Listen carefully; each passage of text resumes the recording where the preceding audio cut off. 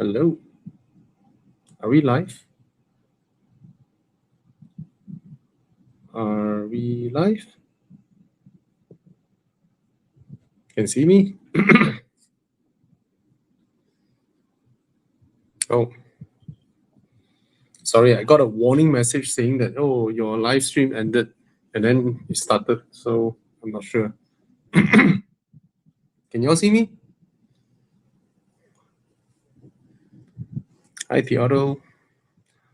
Okay. Hello there, Y28. Hello there, Rinesh Timoga 1343.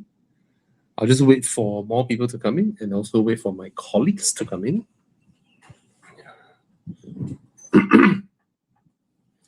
Hi, Tan Jun Ming. Yo! Hi, bro. Hello, Had everyone. dinner? Had dinner already. Oh, you cook or you makan outside? You cook Now your area so much food, Yeah, so much good food. yeah. But still cook. Want to be healthy and save money. To buy more cars. My McLaren want to repair already. All the parts arrived already. Yeah. Yeah. Yeah. Well, car guy life. Yes, it is. Hi, Melvin. Hi, Max. Hi, Eugene. Hi, Reverend. Go ahead, ask questions. Hi, Bernard Koo. We have 19 people here. We can wait for more people to come in before we start. What is the most interesting car you've reviewed over the driven over the last 1 month? Because you've been doing last 1 month. The last 1 month is just Chinese. 中国车. They are the ones who are so active with. I mean, a lot of people misunderstood. They thought we only care to look for Chinese car to test drive. It doesn't happen that way, right? You have to be. They themselves have a list of media. You know, those who are friendly with them, they pass them the car first, and then after that they choose all like then they contact Qi Yang and say, oh, would you guys want to take the car? And then Qi Yang look at my calendar, got empty slot, then take it, right? So that's today MITI case. Oh, you heard about the whole MITI thing? What happened? I don't know, man. It's absolute. Our country, right? Malaysia would have been much better if the government just do their basic job of cleaning the drains, you know, making sidewalks, pedestrian walkway. If they just do that, I think Malaysia will fly. But they like to kacau. They like to kacau the private business, right?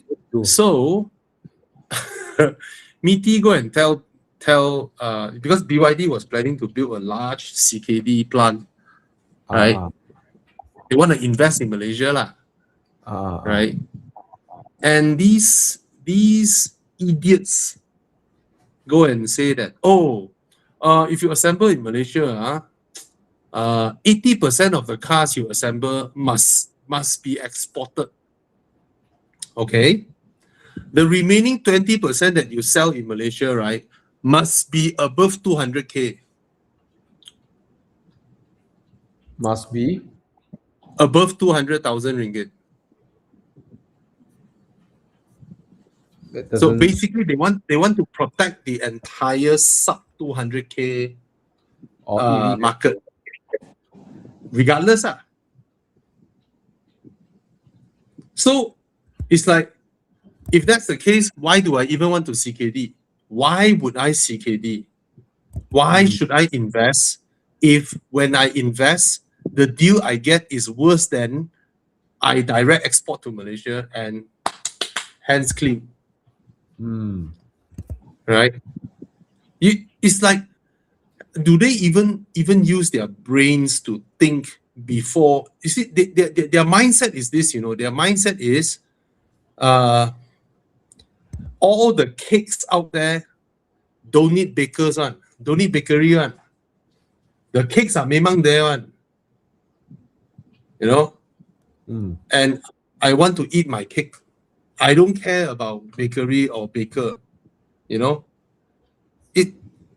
What kind of nonsense is this? It's that you ask people to invest in Malaysia. After they invest, 80% of the cars they assemble must be exported somewhere. And then the remaining 20% can only be cars that are above 200,000 ringgit. So they invest in CKD for what? Absolute.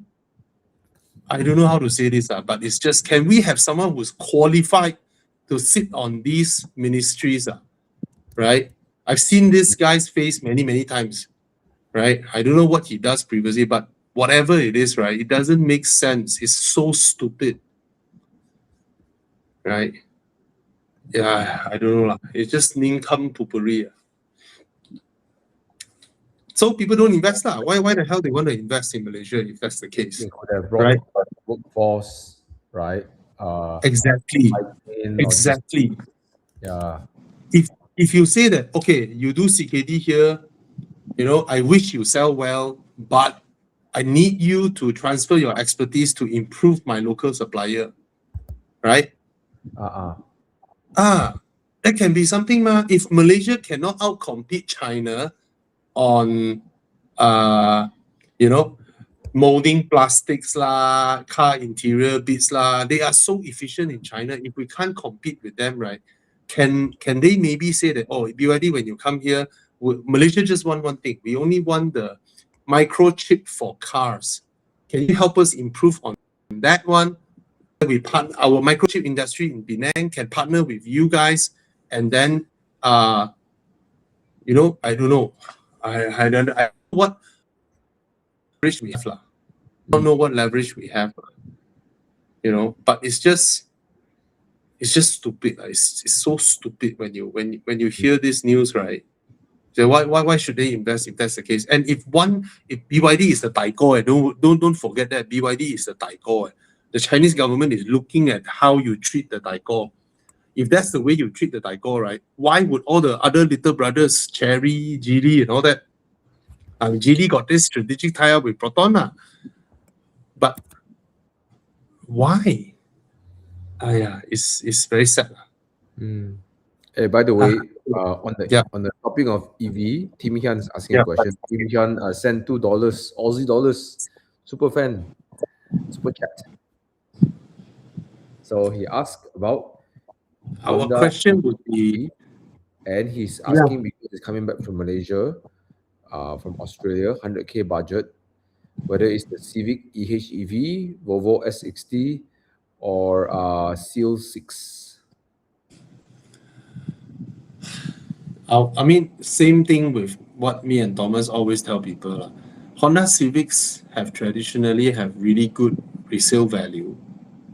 Why would you want to ruin it by buying the hybrid version of a Civic, which confirm will not enjoy that kind of good resale value? Of course, we are now in a totally different era. Whatever cars that used to have good resale value is changing, but it's because the whole market, used car market, is falling in terms of prices because of all these new cheap Chinese cars. But amongst those that are falling, I believe Civic is still very much sought after. So if I think both of us will agree that if we are buying a Civic, we won't pick the EHEV, because even the 1.5 turbo is fuel efficient, and Malaysia, luckily, petrol is still not that expensive. So if you look at the savings that you can get, it may be negated from the depreciation, the extra depreciation you will experience, right? And 100K used car budget, I think the Volvo S60 is a bargain, but then running cost wise, once the car gets old, all the ERAD motors and all that, those are not cheap though. The ERAD motor, if I'm not wrong, is about 20,000 replacement, and most of the hybrid Volvos, after 7-8 years, you need to replace that motor. They have a lifespan, put it that way. And a brand new Seal 6 is a bargain, man. It's 100K, it's such a big car. That's a bargain. The BYD Seal 6. 100K for a big sedan like that. Anyway, for those of you watching from YouTube, please give us a like. And if you haven't subscribed to Thomas, please subscribe to Thomas. Give him a support. And if you haven't followed us on our Instagram, on all that, give us a support by following us, And those watching from Facebook, you can share, but then Facebook presses down on live shows nowadays. Facebook is like, oh, I can't earn money from live show, so I don't want people to see it. But if you're from YouTube, okay lah. Support us and give us a like, or drop a comment, or subscribe to our channels anyway. I see you arrange. Is that your room, your new room? No, it's not. It's my living room. Yeah. We're gonna remod the thing for the living room. So our house is still in boxes, but getting better, getting there. All right. If you need help, let me know. All right, slowly go. I have contact. Oh. Yeah. I mean, if you like the interior and all that, go ahead. But my experience with Japanese HEVs, I've tried a few so far. All of them make that. Okay. I think I mentioned this in one of my other reviews, right? When we drive our cars, right? When we throttle, we expect to hear the car, and then when we let go of our throttle, the car quiet down, and then we cruise. That thing is interlinked one, right? But in all those Japanese EHEVs, the weird thing is sometimes we are just, early morning you're inching in traffic, releasing your brakes, and then putting on your brakes again, and then releasing your brakes, right? You're just doing that inching. All of a sudden, your car will sound, all of a sudden they will do that. And it's just an annoying experience when they do that. So far, Toyota HEV does that, the Nissan HEV does that, and yeah. So I don't have. It's just counterintuitive. Like sometimes you are just quietly listening to your news in the traffic jam, and then suddenly the engine just comes up, and so I'm not sure if that's the final iteration of how the HEV will progress in Japanese cars. But if that's final, I don't think that's very refined compared to how J7 charges its battery. Yeah, that's the thing. That happens when battery is low. But the J7, when the battery is low, when it's charging, it doesn't make that noise. Why they're able to do that, I don't understand. It's super quiet when it charges. It's super quiet. The J7. Wow, Thomas, your kaki. Kenapa? It's an upgrade. It is an upgrade. It's a massive upgrade. Yeah, we've both driven the Artura. The Emira is so expensive. So if you sell your Emira, you can snap up a used Artura. It is definitely an upgrade. It is massive. Yeah, it is what Emira hoped it is. A lot of people. I mean, the Artura evaded a lot of people's attention, but in every respect, it should be something that is pitched against the 296.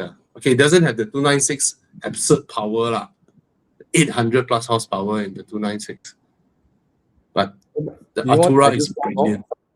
The Emira is weight at 1,458 kilograms.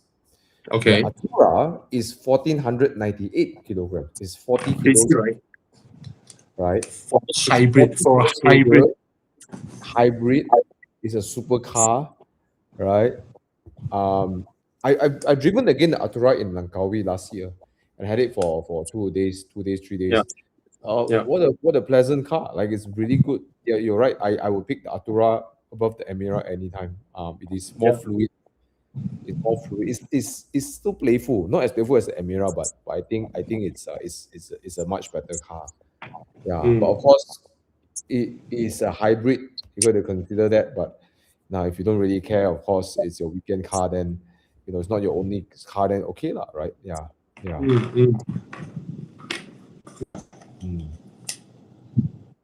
But which one look better, the Emira or the Artura?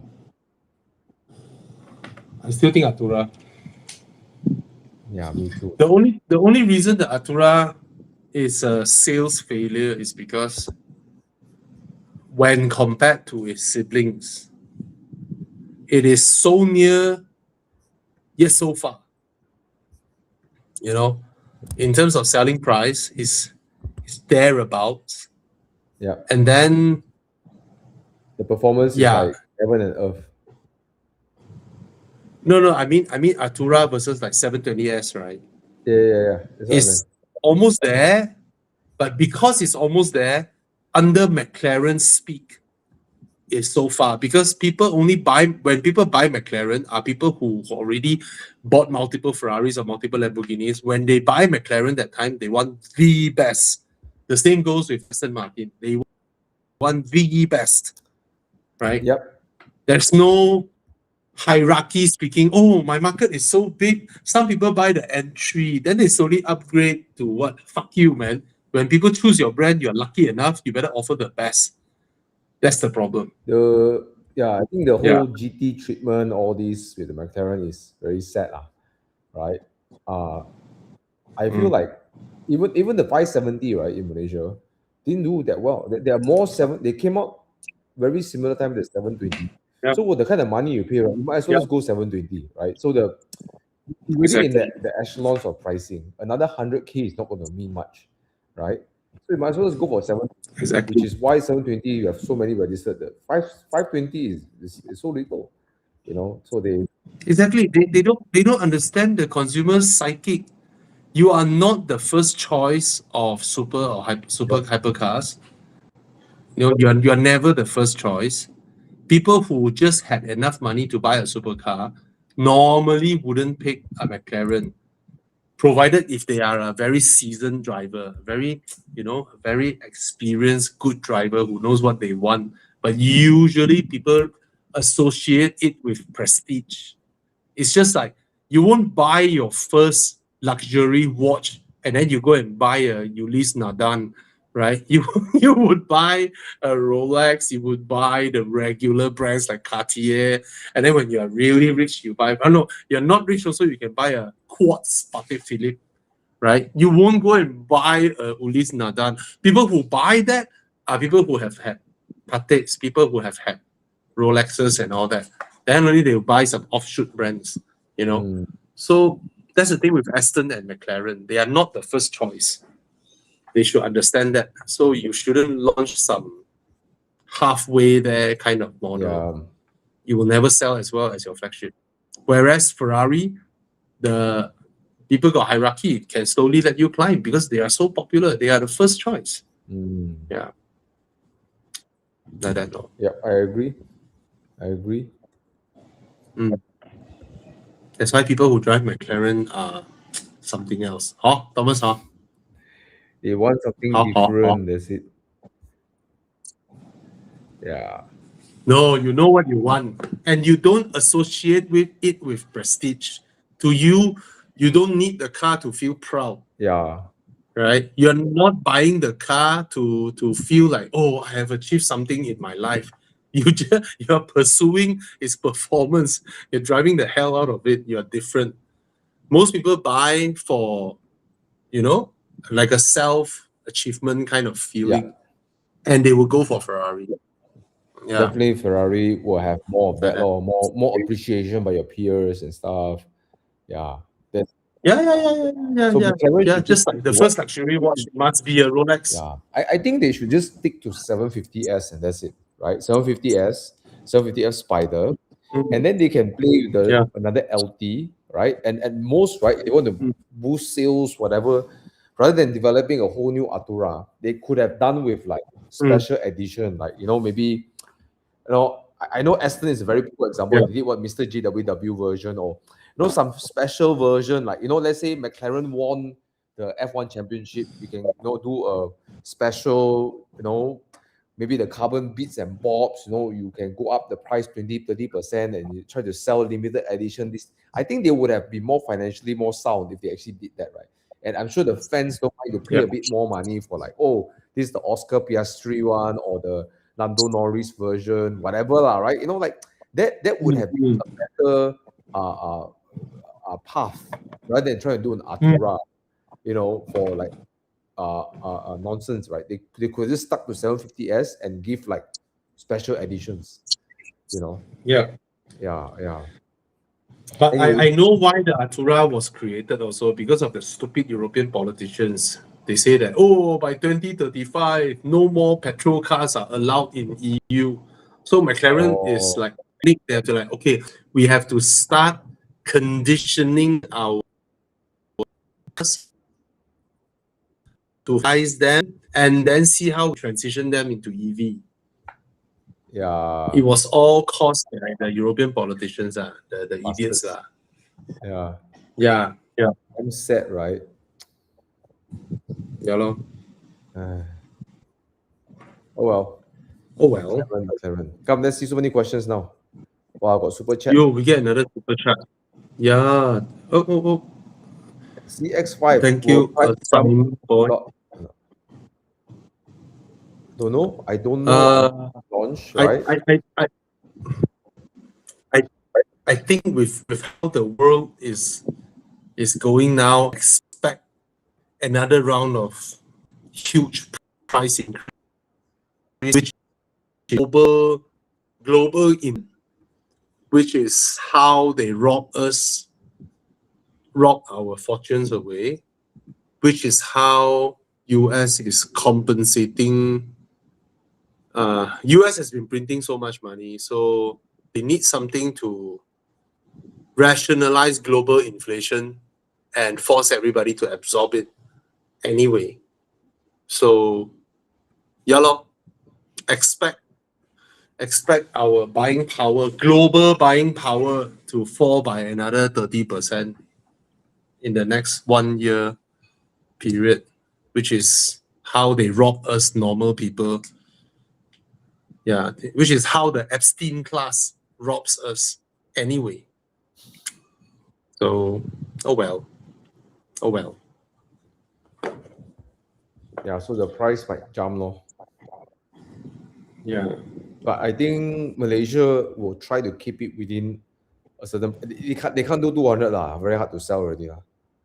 Yeah. If we don't have stupid ministers, if the politicians leave us alone, Malaysia private sector. Malaysia private sector is the one that is keeping the country alive. Yeah. It's the SMEs. It is the private sector that is doing our own shit, working hard, paying taxes, paying EPF, SOXO, and all this for our staffs, creating businesses. We will be really fine if our government just don't kacau us. They just do their work and do their shit, build us bus stops, pedestrian walkways, do your shit. Don't come and kacau the private sector. Really kacau, Yeah lah. We answer this question for Catherine. We're not even expecting them to help, right? Anyway. Yeah. Anyways, Catherine. Long range. Okay. Yeah. I personally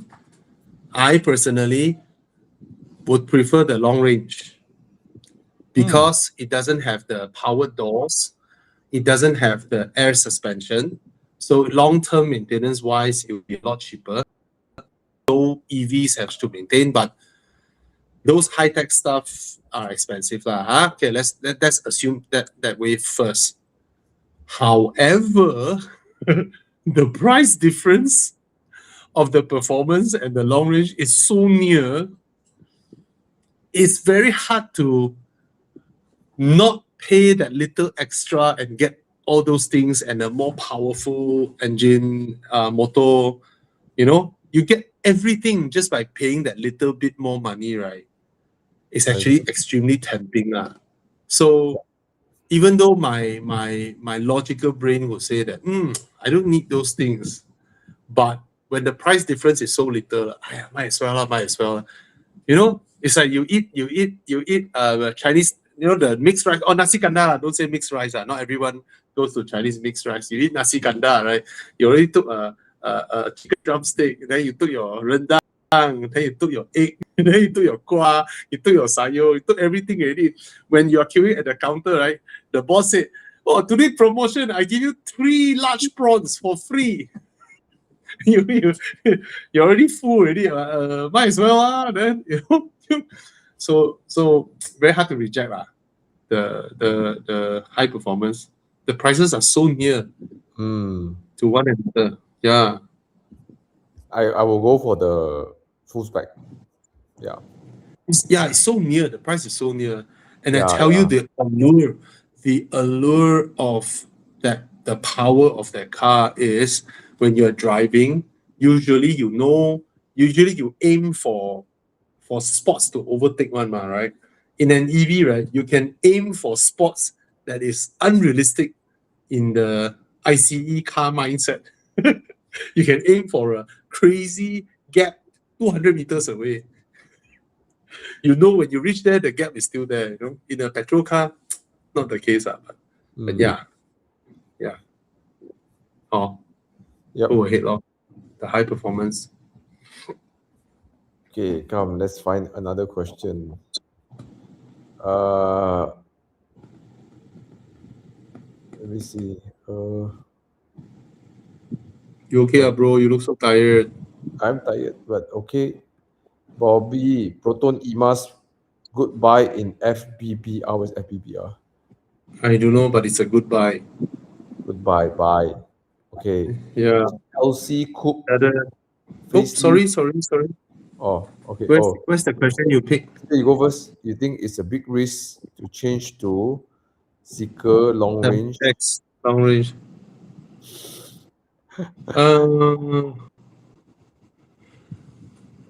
I think it should be able to cover it comfortably, but no, that absolutely no problem at long range, right? Absolutely no problem from KL to Penang, completely no problem at all. Just that if you are about to sampai Penang, then someone call you, bro, I need you to come back to KL now. Then you have to wait, charge. So that's the thing, right? Other than that, no issues at all. If you have a full charge, you want to blast from KL to Penang, no issues.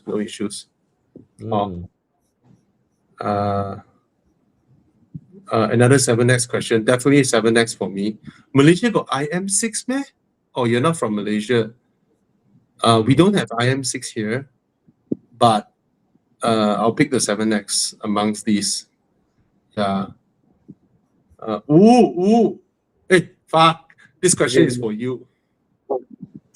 When Eugene asks question, the guy don't just ignore him. But what would it be? If Eugene needs help between these two? How would you help him, bro? How would you help him? I think Eugene should buy a 430. Right? Stop dabbling with all this, Eugene. Just sell that Audi, right? But his Audi would tap out a 430 No, easily. Yes, I know, but he always wanted a 430. That's the point. Well, I'll ask question, gonna scold. Ask question, gonna ask. Okay, I'll quickly shoot through some questions.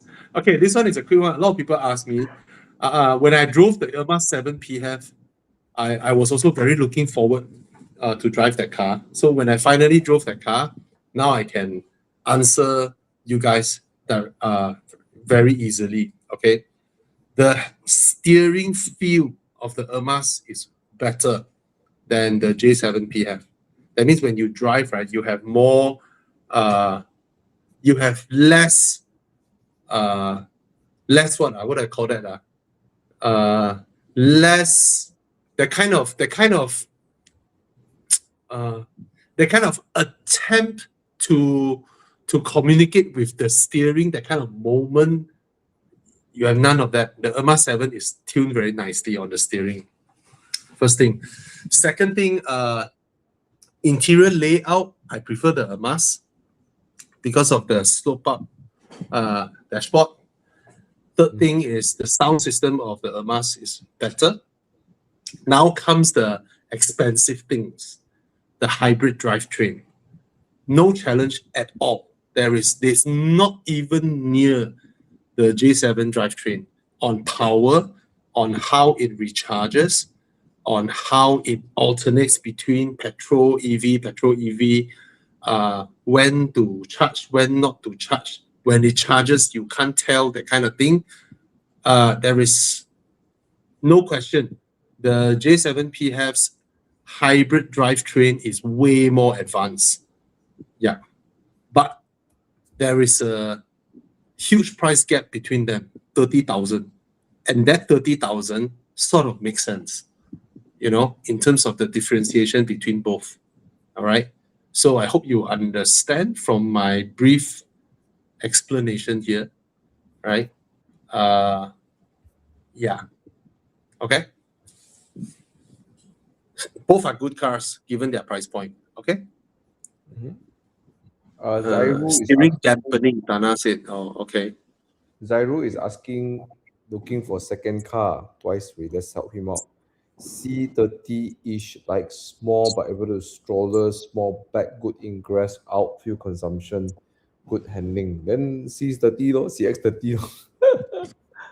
Zairu, it would be better if you already have a budget and then you sort of you're eyeing a 2 or 3 and then you need our help to finalize, But an open question like this, we can't be wasting everybody's time, go into Muda and then one by one and then ask you what's your budget. We can't do that.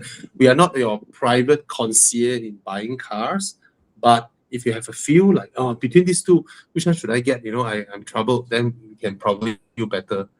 All right. Like this one, Lim Sim 8983, Civic FE or Golf R line, to pick it as a daily car that give a good feel, ignore the practicality.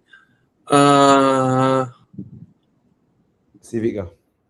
Yeah, they actually drive very similar. The Civic actually drive like a VAG group car, and it's so much bigger, Resale so much, value. so much more dependable. Your Golf R line, the second value will tank like crazy. Unless you buy already second hand. Then Yeah. But Golf R line, how much is it? I don't think it's second hand is that much better. Yeah, don't be bothered. It's a 1.4, PCT. The second hand people will have to Yeah. sell.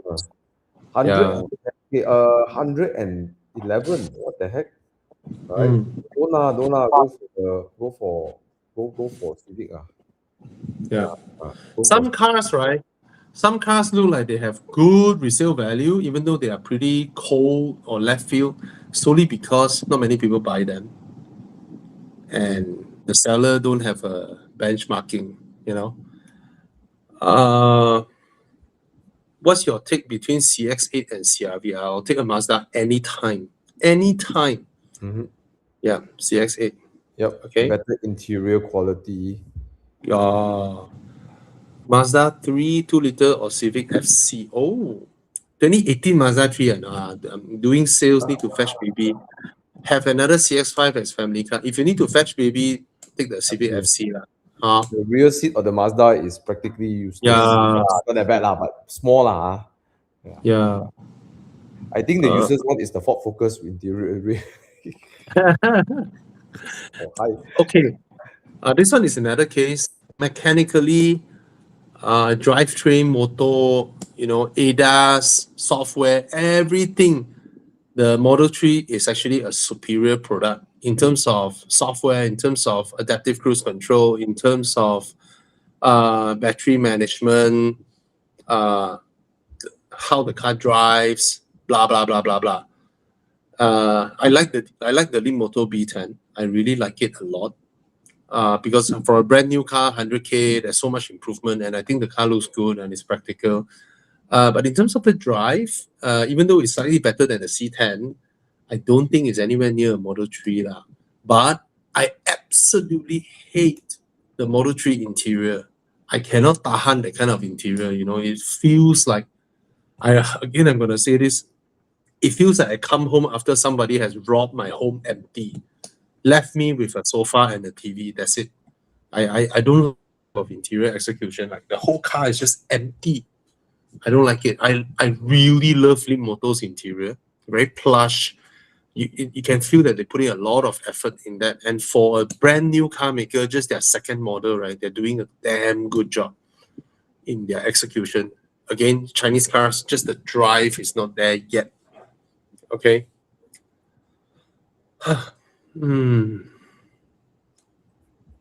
Ooh, somebody test drive the C9 PHEV. I haven't driven the PHEV. I want to drive the PHEV. I look forward so much to drive that 600 horsepower, 900 Newton meter torque C9 RS6. I like the car. You know, it's very substantial, very hefty, very luxurious feeling. And if the J7 PHEV is any measure, I would go for the PHEV because I'm very, very impressed with Cherry Group's hybrid drivetrain. So far, of so many hybrids, plug-in hybrids that I've driven in Malaysia, I know BYD have something called DMI, but they haven't entered yet. But so far, they are the most impressive hybrid drivetrain out there so far. I'm not just talking about the power output. I'm also talking about how they manage the fuel consumption, the battery recharge, and all that. They are so far ahead. I thought the Geely Group's hybrid drivetrain would come close, but after driven the Emira 7 one, it's not bad. Okay, compared to Europeans, the Emira 7 one is still more advanced. Just that the Cherry Group one is still better. And I have a soft spot for Geely Group cars actually, you know, but it's evident they are very advanced in their hybrid drivetrain. Yeah. Thomas, GTI or A35? GTI. GTI, but Mark 8 or? Yeah, but I mean, both also not nice. I prefer the A35 over the Mark 8. If it's last time Mark 7.5, then I will answer the Mark 7.5. But if it is Mark 8, I will pick the A35 lor. Actually, yeah, that's true. I'll go for A35, knowing that I won't be happy in either. Why not a Renault? No, you went, bro. You have to imagine back when you were those days when you are earning about 15K, 20K a month. Yeah, right? And you dream of GTI back then. Or Right? why not a Renault again? Renault again. No lah, of course it's not the practical one lah, because it is quite stiff. You know, it's not the most friendly of rides as well. Yeah. Okay, there's a big. I see a young man driving an A35. My mind will be, oh, this guy got girlfriend. I see a young man with a Renault Megane RS. This guy always wang himself. What the fuck? Single. Yeah, you pick up the girl in Renault again. It's like, let's hell the Poto Satria. Yeah. Not bro. Yeah. Once delivery guy came, you know, like the Grab guy, then I was so happy to be there. So I parked my car, wait for him to come. He said, wah, ini kereta cantik ini Satria baru ah. No, Suprema. Yeah, Suprema. The guy who drive a Megane RS is the guy who tell the girlfriend, you know, spaghetti bolognese, right? It's just bun in with tomato and What the fuck? and grounded meat. The fuck? They overcharge you, you know? They overcharge you. But A35, 835, go for it, Sheldon. I think it's a, yeah, you're right, it's a better built Yeah, car. Yeah, yeah. For young Because man, Gen 1, then never 835 mind. lah. Yeah. Yeah. Okay, so his Recon 2024 IS300 or used 24 Golf R replaced by Honda Civic. IS. Congratulations, first of all. He likes a fast conti car but constant maintenance coming with Honda City. Lexus all-rounder comfort. Lexus. Just get the Lexus. I said to say, right, this Gen's Golf R is a bit lackluster. I think there are two reasons why, right? One is of course the actual drivetrain itself. I don't know why the ECU the car doesn't feel as rapid as the previous Gen 1, right? That's the first thing. The second thing is in 2014, Golf R with 300 horsepower is fast as fuck, right? It's like now in this day and age, 300 horsepower in the hatchback is like, yeah, right? Sure. You know, it's not the EV kind of thing, but I don't know how to describe. It's just like, yeah. I also chase after Cass in a Renault Megane Scenic 5-seater MPV. So you with see, no aircon. Renault can call Louis one. Renault call Louis. See? Anyway, just now that guy's question, get the Lexus IS300, but you'll be surprised you have less leg room than your Honda City. Right, but get the Lexus IS300 lah, because I really think that will suit you better if you're not ready to have downtime in your cars. Anyone who asks us questions, options, there's a Lexus. We just tell you to get the Lexus. All right. If Lexus comes across your consideration, we will just tell you get the Lexus. All right, because they really. Unless they say I want a nice driving dynamic car, like should I buy a 330i or a IS300? I like driving. Then of course, then only those cases recommend the other way. But usually when they have Lexus in their option, right, they usually add a criteria. I'm scared of high maintenance.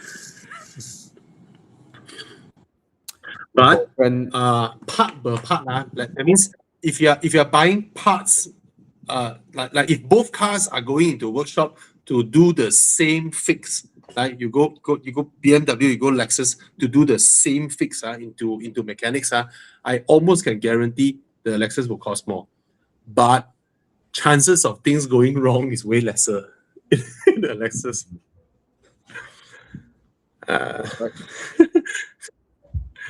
What else?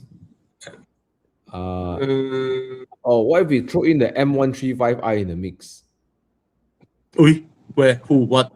GTI A35. Actually, okay. I mean, it is not a 300,000 car, but now the car price, what, 180, 200? Okay.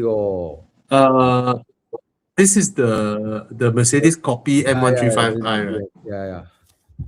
Walao, 155, bro. Okay. But you have a 2 Series face, It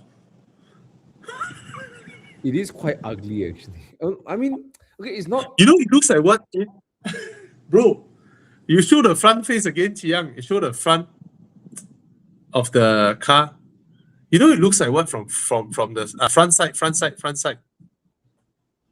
This one. It looks like what, you know your home got the cicak, and then you suddenly scared the cicak, then the cicak like like drop his tail, and then it run off without the tail. This one look like the 2 Series without the. Sorry. I'm so bad. I mean, I don't know, man. This generation M135i, yes, is unique because very few people buy it, but it sort of feel like what, it sort of feel like BMW is trying to copy Mercedes. It has that I'm copying Mercedes feeling to it. I don't know how to describe. Yeah. Then you go into the car interior, it's not as flashy or as fashion as the Mercedes. Then you just felt, And then it's no longer rear-wheel drive. Yeah. It's so forgettable. Mm. Forgettable. But having that said, between these three cars, which one would you live with? Actually, the M135 would be okay or like that. I given all the even these three, I'll still go for the A35. Even though I have Yeah, lor. no love for that car, But I but would still pick the Renault Megane 280 Cup. wanker.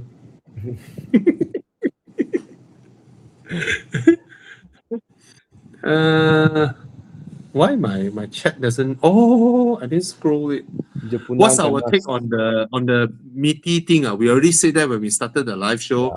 Government should leave private sector alone, and these idiots shouldn't be sitting in that ministry and become the minister when they are so dumb.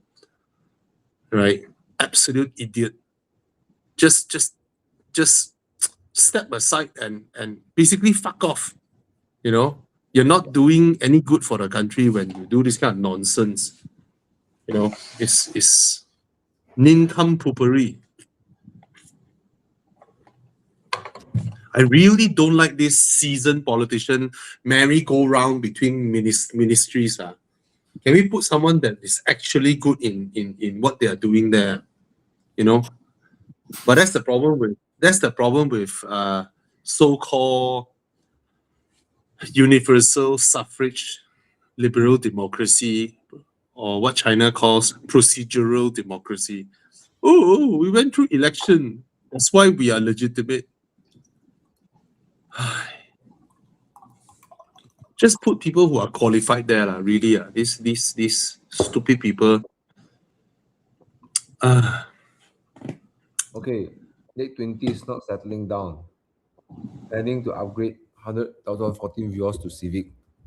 Mm. Get a Toyota 86. Go 86 lah, bro. Just do it. Okay. Oh, he said keep the Vios and get an 86. Yes, 2 cars is always better than 1 Go car. for it. You're not thinking to settle down anyways. Yeah, go for it. You are a smart person, Andy. You have your Vios, your trustworthy daily 4-door sedan, and then you have your sports car, which is your dream car to enjoy. Smart. Yeah. What thoughts about Oh, Jito? I really want to test drive this car. Bro, this car looks like a G-Wagon / Wrangler or the tech, and it's 150K, bro. It's 150,000. It looks like a It looks nice. It looks like yes, it looks really good, and it's not small, and I've seen online videos. It has really smart 4-wheel drive features, even though it's not a body on frame that can lock the differential and all that, right? But it has very smart software, and all that. So I really want to test drive this car because I think it's an absolute bargain from paper, from what I'm seeing, interior, exterior, everything. 150,000, bro. There's a Jito dealership near my house here. Okay, I keep seeing the silver one, matte silver going on. It's really good looking. I think it's really nice. The design is absolutely nice.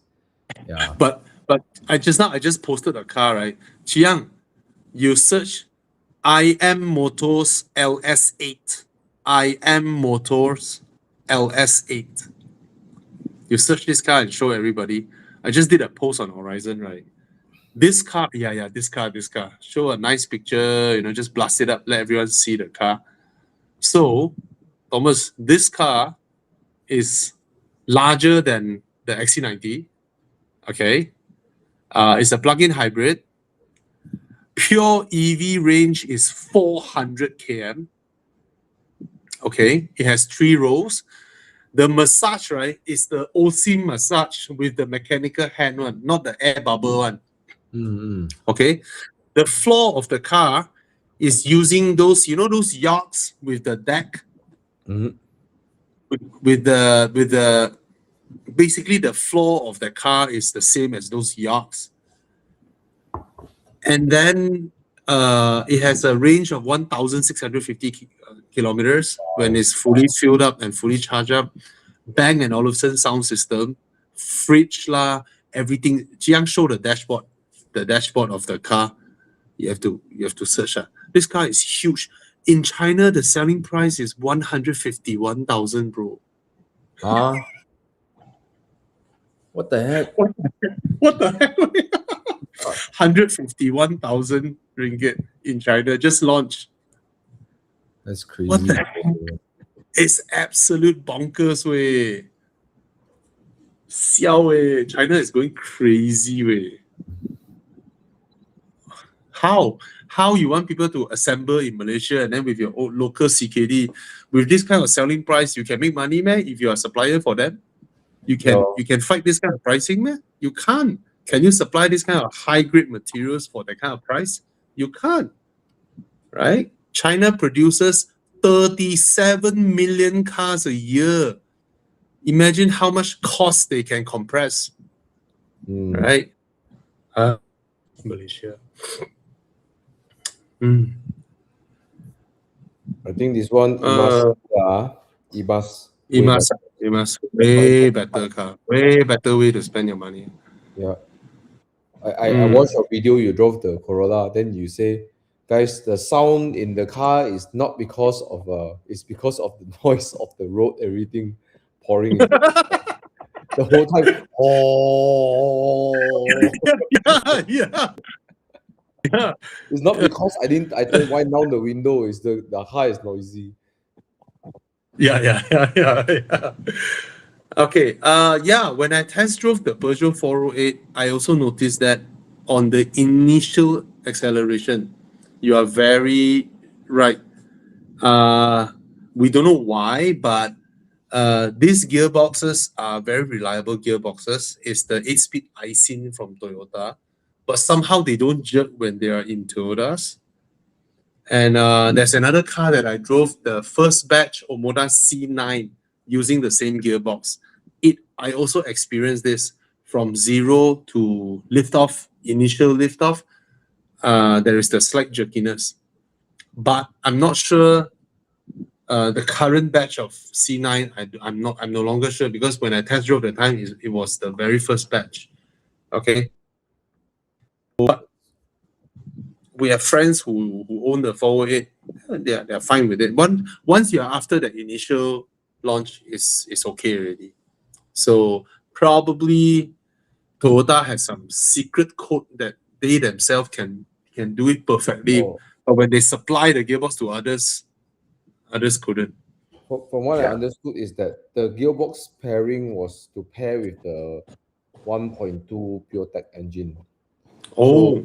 So only in Malaysia and a few markets they have this larger 1.6. Yeah. So when they put the 1.6, they didn't change the gearbox setting to match that drivetrain. I see. Right. Yeah. This question is interesting. Second best, no, you just buy the 7X, which is 400,000 ringgit cheaper and is better than the Macan EV. Okay, just get the 7X. But it's 400k cheaper but better. Some people don't want the Zeekr because don't have the 保时捷 logo, the Porsche logo. But I know so many people who dropped their Macan EV booking after they test drove the 7X. Yep. They literally just dropped it. Yeah. Squealing feeling. Bobby, if you don't have kids, what would your garage look like? You know what's interesting? If I don't have kids, which means if I didn't get married, I wouldn't work so hard. I will not work so hard. I might still be driving. Then what would you be driving if you don't work hard? Maybe my old 1998 Audi A4 1.8 turbo, still with that car, Kincai, live my life happily, very comfortably, earning my 2,300 ringgit salary, waiting for my commission every quarter, got 3K, 4K, and then go snooker, go cyber cafe, smoke, drink, and just like that, because no commitment, no commitment, no, how do I call that? No Okay. afterburner at your S. Yeah. So that being said, not everybody is like that. Just look at Thomas. Such a hardworking person. Yeah. I wish I'm like you, but I'm not. Not as Who smart knows? as you. Maybe you would have worked harder, and then to actually I think. I Do you am think of the opinion. do you Yeah. think you have worked hard if you're not going to start a family? I won't work hard if I'm not starting a family. I don't know lah.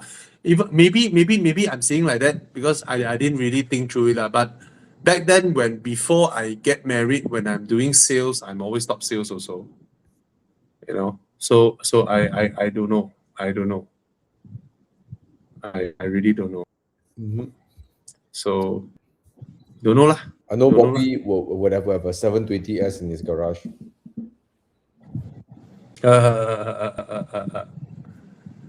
720. 720 years. Yes. No lah, I want to get married lah. Was that? I want to, yeah, I've been wanting to, if I came from if my family is rich, I would have gotten married way earlier. Right. Very early on, I want to get married. I want to have kids earlier. Just that I don't have money back then. Luckily, then only I meet Cass. Yeah. So your Renault help you find a very pretty girl. So means guys. No, it's find a because my pretty Audi girl. broke down. That's why I was driving the Renault.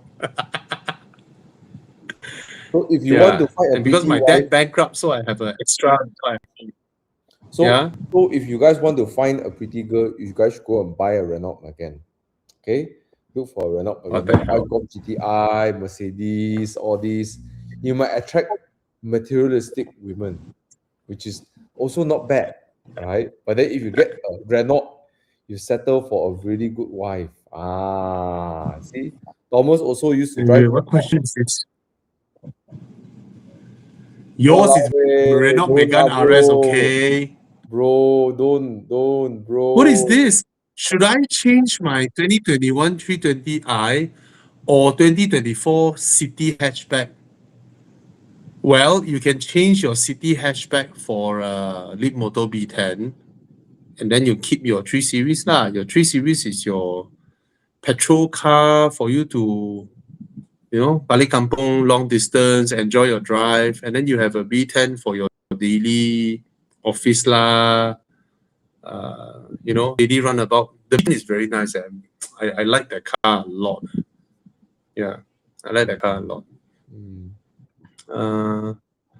Thoughts on Omoda C9 PF? I will get the PF over the C9, over the standard C9. I got a request. Can we play Do As My Car in a while? Because I am starting to fade. Oh. Can we go into Do Where's My Car, then we continue the live show with or without you? Or you go ahead and do it. As a break, right? Okay. Guys, you guys can continue asking questions while we do Where's My Car, and then your question. You go along, can. All right. This guy said, I just test drive the Irma 7 PF. No, Chiang, you can go into it. Don't worry. Go into US My Car while I answer his question. Very luxury, silent, and powerful car. Just the steering felt weird. Well, I have to tell you, amongst the Chinese PHEVs, consider okay lor, this steering. Right? It's considered okay already. But of course, amongst all Chinese cars, I think Zeekr and iCar, really good steering. iCar, yeah. I was surprised with the iCar. Is the new Wellfire a good buy? Yes. Improved a lot. The new Wellfire improved so much over the previous. All right. JQ J8. If the PF is coming, so if anyone asking me about JQ, right, if you're considering between petrol or PF, right, I think I would just tell you to get, because their PF is actually pretty impressive. But in the J7, the ICE version drive better than the PHEV version. But I'm not sure the same can be said with the C9 or the J8 because I haven't driven the PHEV version both. Okay. Jiang, you can start to my Okay. car. We can Hey, answer what we go. Chiang, go into DOS my car. What are you doing, Chiang? Is Chiang there? Maybe doing something else. The left first. Calling HP. Oh, he's on the phone with HP. Oh, he's on the phone with HP. Okay. Yeah. Okay. Right. We wait for him for a while. Yeah. What time you wake up this morning? Early, but this thing is to go last night. But usually around 9 o'clock, I already jalat when 9, 10 o'clock. Oh, okay. You're an early guy. Oh, yeah. Come Okay, let's see. guys, those who want to join US My Car, you can scan the code. Oh, tonight very few people, only 34 people live here. I think some live session with some other channels got disconnected. Yeah, I don't think I think so. Yeah, I don't think Maybe it's connected from my channel. No, it's all connected, but I think it's not telling It up could be right disconnected. numbers.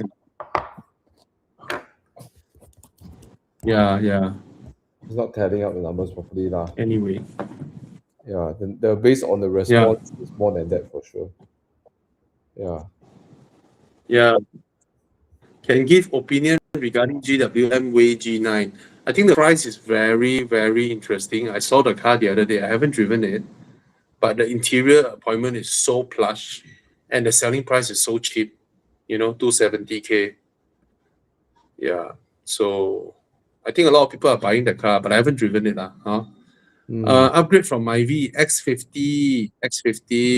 Yes, go for it. It's a Subaru Forester 2-liter worth buying. Let me know the price. If you're going for a older one, Cross HEV, I think 18, okay, because like 50K, 60K, damn, checked up. I believe wait for him to answer. Wait for him to tell us his year of make and budget. Okay. Right. Harish Khanna asking Tigo Cross HEV for 100K. I think it's okay for 100K because it's essentially the same car as the J7. But Cherry's design, I'm a bit like that. I prefer the J2 design more than Cherry. But I see a lot of people buying them. Okay. This one. Chiang, just go into DOS My Car. Just start it and leave the QR code for people to scan. I can answer questions on the way doesn't matter Just start. Thomas want to pengsan already. Yeah, this one, Carnival. Chiang. Chiang is not there. It's okay lah, bro. Come, Bobby, you're considering. Due to diesel price. Sorry? Would you change your 2023 Carnival to Alpha? Yes, sir.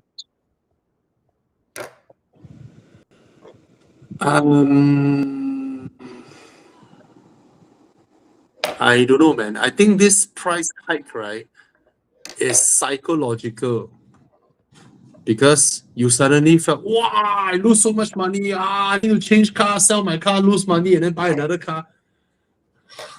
How long would your petrol take to make up the gap of the money you lose by suddenly changing car and spending money?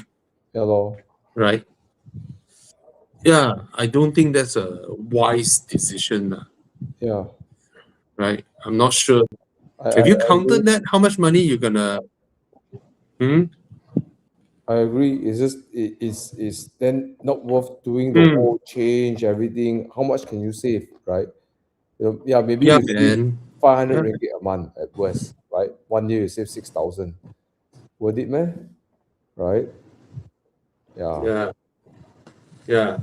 If you lost 60K, you need to drive the car for 10 years to make up the difference. Why? Yeah, I don't think that's a smart way. Chiang, can we start DOS My Car, Chiang? It's okay, bro. Chiang, just start. Thank you. Just start it. We will still answer questions along the way, We need to highlight the question, right? 718 2017. Anything to take note? Nothing. Just buy. Just buy. Got anything, go and fix. Water No pump, big issue. S70 is a good car. not much issue. Yeah. Yeah. S70, good car. GLC 300 Coupe. Oh, I like the GLC 300 Coupe. But it's a 2020. No, lah. Get a 2022 X4. Lah. Get the X4. You're right. Okay. Come, round one. What do we have? Faster. Faster, round one. What's this sloping roof thing? But then, well, Thomas, you really want to faint already. It's okay. You okay? Mazda 6. Walao eh. 25,000. Mazda 6. Oh my god.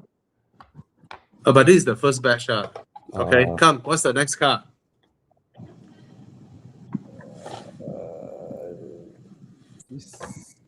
Oh, someone asking Land Cruiser or G-Wagon. G-Wagon.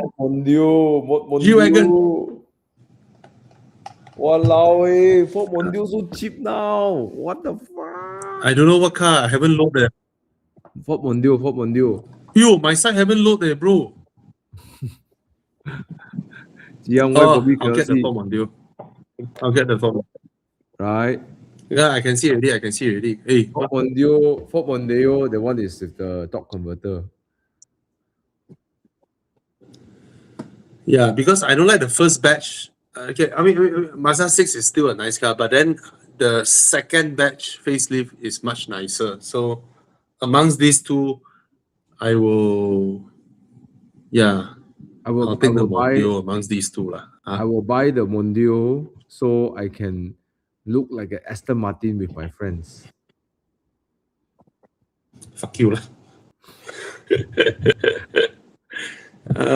Wanting to get a second car, mini hatch 2021 JCW. Yes, it's a good idea. Go for it.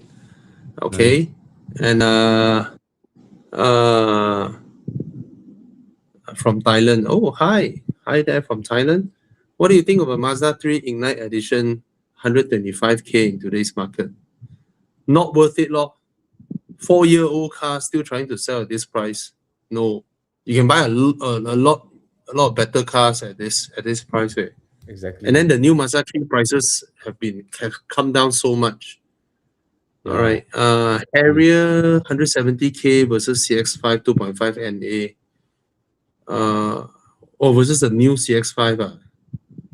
But Harrier is much more spacious. Any other better option? No, just get the Harrier. It's a good car. Yeah. iCar 03 or V23. I prefer the V23, but I heard from iCar salespeople the V23 doesn't drive as fun as the iCar 03.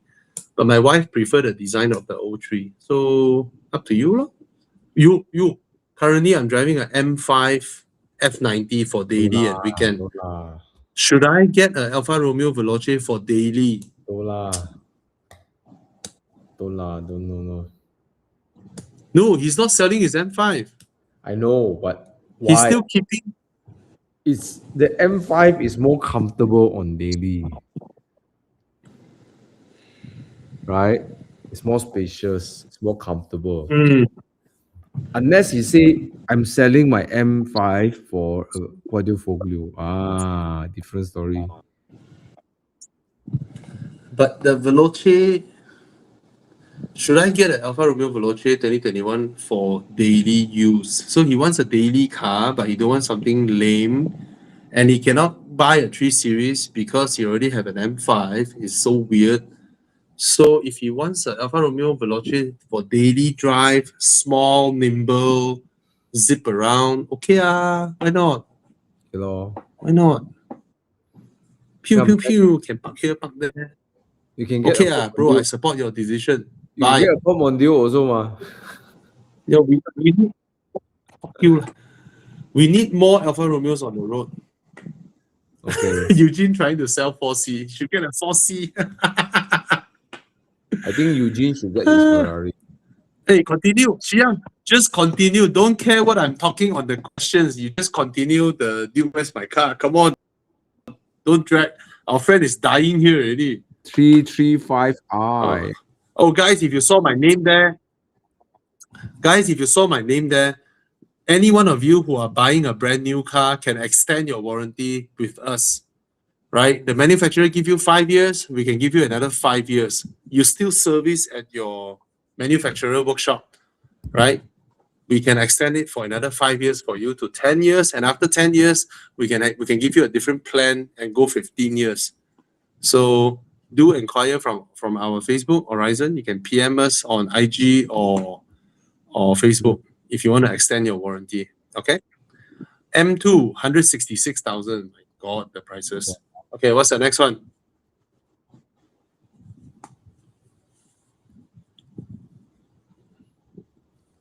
What's the next one? Toyota If I were to buy a second-hand Carnival, will it be replacement? GR Yaris. No, someone is asking if I were to buy, if you were to buy. Sorry? GR Yaris. My side loading very slow. Okay, So okay. sorry. So sorry. If you buy a second-hand Carnival, will it? What do you mean you will buy a second-hand Carnival? You're not buying. Oh, he's asking me. Yeah, Yes, I just posted a video of a Carnival. It will be an addition. It won't be a replacement because there's no car that I can sell now. Replace the Audi. Yeah. Okay. Currently driving winning? X50. Jiang, who's winning? I think the GR is going to win this, but I think the M2 is a better car. Oh, wait. Okay. Nice. Good taste everywhere. I think I'll pick the M2 also over the GR. Come, next. So I just want to answer Sloth Kung. Currently driving X50, but I realize I prefer a sedan more. I'm considering a new Civic, but the FMC seems to be coming soon. Should I wait? I think you should wait because your car is still relatively new, your X50. If there's nothing wrong with it, right? I just felt it's a waste of money. People jumping from this car to this car, this car to this car, this car to this car so often, losing so much money in the process. Yeah. If the car has nothing wrong, why you want to change it so soon? Right? Just drive. Guys, if you buy a car, you drop 10% down payment, you buy a car, right? At least own it for 6-7 years. Then you won't end up in a negative situation where you have to compensate the bank money to throw your car away and then buy another car, put down payment. It's a waste of money, man. Just if your car has nothing wrong, just keep driving it for 6-7 years. What's the problem? Right? Yeah. That's what I felt. That's what I felt. I agree. Okay, what car is this? Mercedes GLE. Come, continue.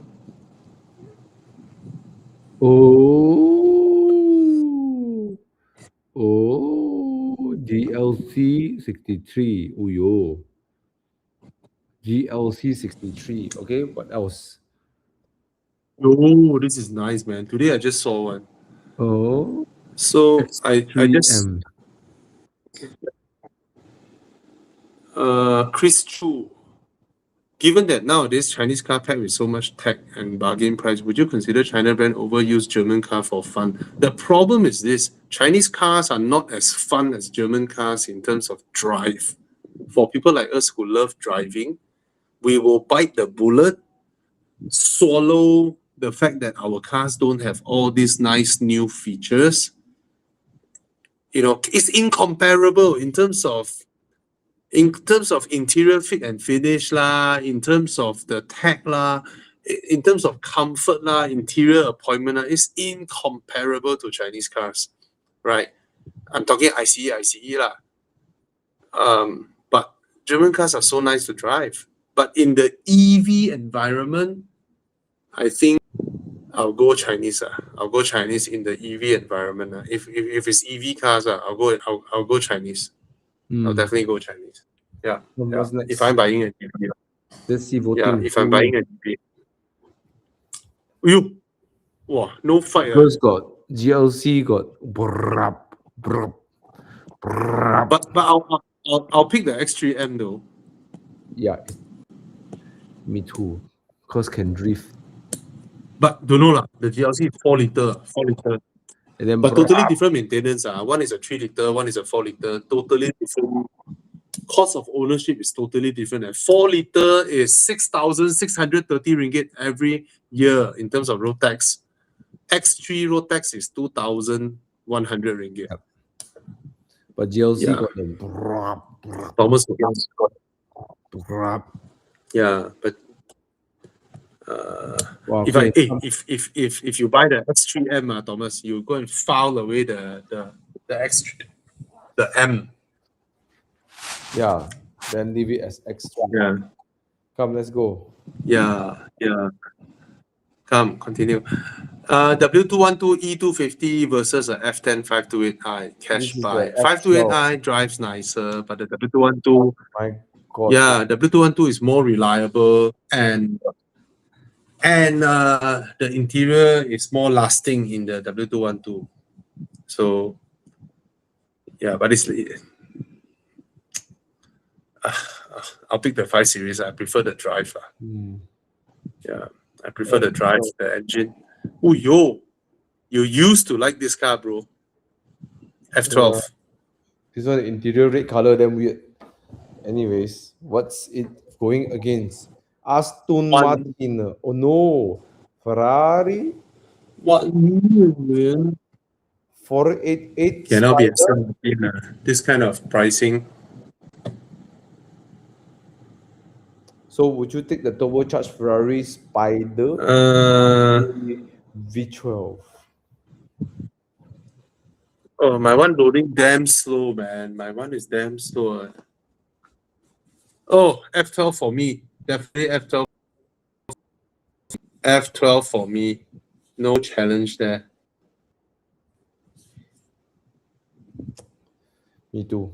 Thomas. F12. I how the 488 drives. No love for the 488. The F12, the V12 wow. Man. Character voice.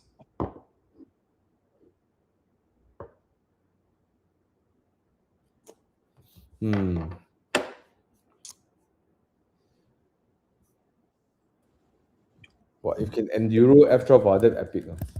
Yeah, man. You should have bought the F12. Imagine going around the torture shoe point there. Yeah, man. Okay, just answering. Wow, so many more questions. Shit, Yeah. man. Some are asking again. Continue. Guys, those of you who have asked questions, don't worry. I will still come back to you guys after I get rid of Thomas. Okay. What's the next one? Xiang, come. Is it the last one? Already. Last one already, yeah. Yeah. Okay, you go sleep. You are draining my energy, man. Sorry. Go. Go sleep, go away. Bro. Go. Okay. See you, bro. Good night, bro. Bye. I'm so sorry I drained your energy. Bye-bye. Never mind. Good night. Bye. You go. I continue. Go. Xiang, kick him up. Good night, Thomas. Okay. Sorry, Tana couldn't make it tonight. And Tana is busy. Yeah. Okay. I will try and answer you guys as much as I can. Okay. Let's start from. Okay. Sell or keep my 2016 CX5. 2016 CX5 is not worth a lot of money now, right? How much is it worth, Chiang? 2016 CX5. It's like the early batch or yeah. 2016 the pop-up pants. 30 over 1,000. So it's 30 over 1,000. So that would be the price difference between the B10 and the iCar 03. I would keep the CX5 and get the B10. Even though the iCar 03 drives really, really well, but it's 40,000 ringgit more than the B10, and the B10 interior feels way more plush. So if you really want an EV, You can keep your CX-5. It's worth not much now. It's worth 30 over 1,000. So you keep your CX-5, then you buy the B10. So you have two cars, one EV and one petrol. You know, if you drive long distance, you want the assuredness of driving a petrol, then you can go with your CX-5 lor. And then for daily, because of all the petrol price and all that, right? You worry, right? Then you have the EV with you. Oh.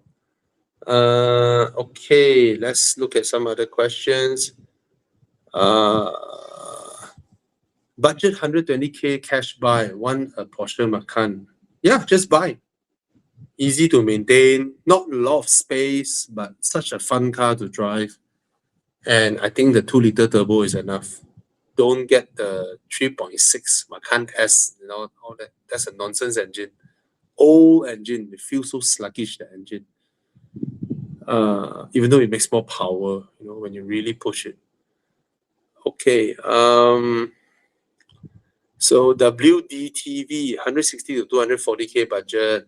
Oh, can you please narrow a few choice, then I help you choose within your choice. I can't do an open book option for you. I'll be wasting everybody's time. Okay. GWM Haval. Now this car, right, it intrigued me so much because the car is so good looking and it looks so huge. And I really want to test drive it because a lot of people ask me about this car. Then I drove it. Actually, I find it underwhelming. The tech is a bit pretentious, just a screen and then not much of tech. And then the drivetrain is not particularly impressive. It's like those Japanese HEV.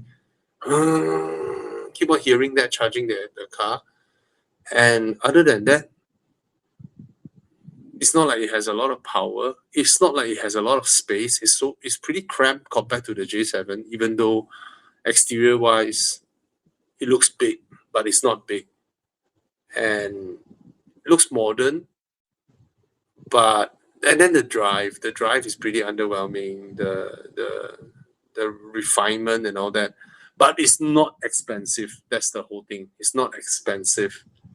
So I just find it pretty not up to date versus the best offerings from China now. So I came off understanding like, oh, okay, I know why it's 20,000-30,000 cheaper than the J7 PHEV. I think the J7 PHEV with some promo is a much better choice than this one. Yeah. Okay.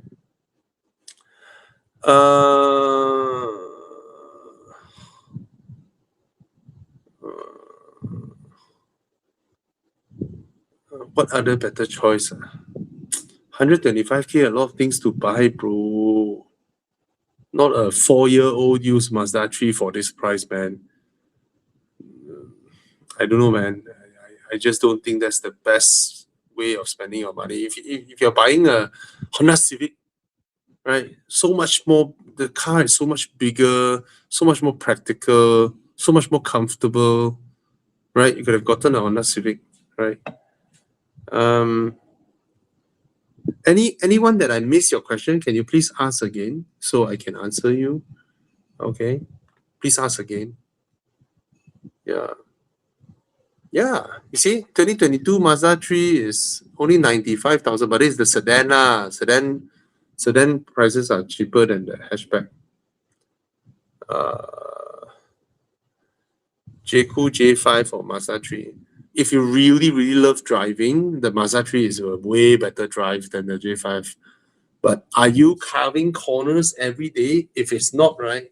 If you compare other things like space, interior comfort, tech, everything else, there's no comparison, right? But I think the Mazda 3 is a way more handsome car. Oh, okay. Yeah, I also find the Haval H6 is there's the reason why it's that much cheaper. Yeah.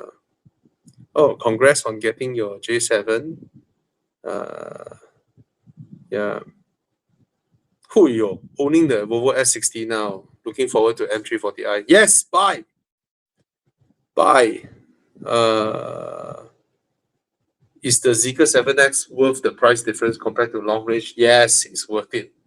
It's worth that money. Okay. Lexus RX 200T. Lexus is always worth buying. Worry might end up repairing. At least you're repairing a Lexus. When you repair a Lexus, you know it'll last for a very long time. Would you prefer the M340i versus the Veloce? I also love the Veloce, but a lot of things cannot be compared to the M340i. By every measure, the M340i is a better car, but it's also everywhere. It's not as lively to drive as the Veloce, but that's the only thing that the Veloce beats the 3 Series. Lively doesn't mean it's a better handling car. It's just different. Okay. Denza D9 or Recon Alpha. Recon Alpha. Okay. I haven't test driven the T2, the Jetour. I look forward. I'm very intrigued by that car because so good looking, so big, so cheap. 991.2 will always hold value better. Okay. What the questions are pumping in, man. So weird. We have more people asking questions than people who are showing here as our live show audience. Lexus RX 350, easy to maintain. Yes. Cons the big engine with not a lot of power. Okay. V60, yes, it's a good buy. How's the maintenance? It's generally okay, just that 7-8 years down the road, get ready for the E-Red motor to go, and that thing will cost about 20,000. Okay. CX8 thinking to trade in for a GWM Way G9. I haven't driven the Way G9. I just saw the car in shopping mall, but I noticed the step is very high from ground to where you stand, right? It's like super high, right? Other than that, the interior is plush, man. And for that price, 270K, that's a bargain. But I don't know how it drives. The thing with GWM, right? They can make a car that is performing like this, then all of a sudden they have another car that is like that. Then they have another car that's like that. They are pretty inconsistent with their products, but I am assuming the GWM the Way G9 should be really good because they put in a lot of effort from what I've seen from the Chinese press release. You know, they're really banking on this car. So the interior is like super luxe, man. Yeah. Wow, the questions are pumping in, man. So many questions.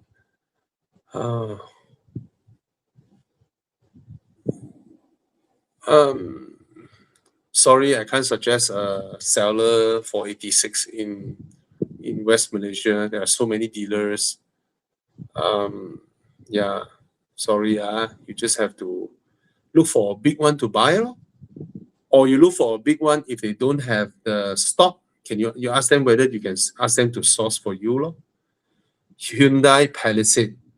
I'm not sure, but yeah, I think it's damn good looking. But globally, Hyundai might do a global recall on the Palisade.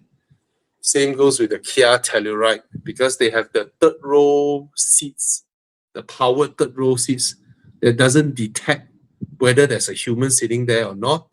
And just 2 days ago, the third row seat clamped a 2-year-old girl to death. Right? She's 2 years old. She's playing around, in the car. The car wasn't running.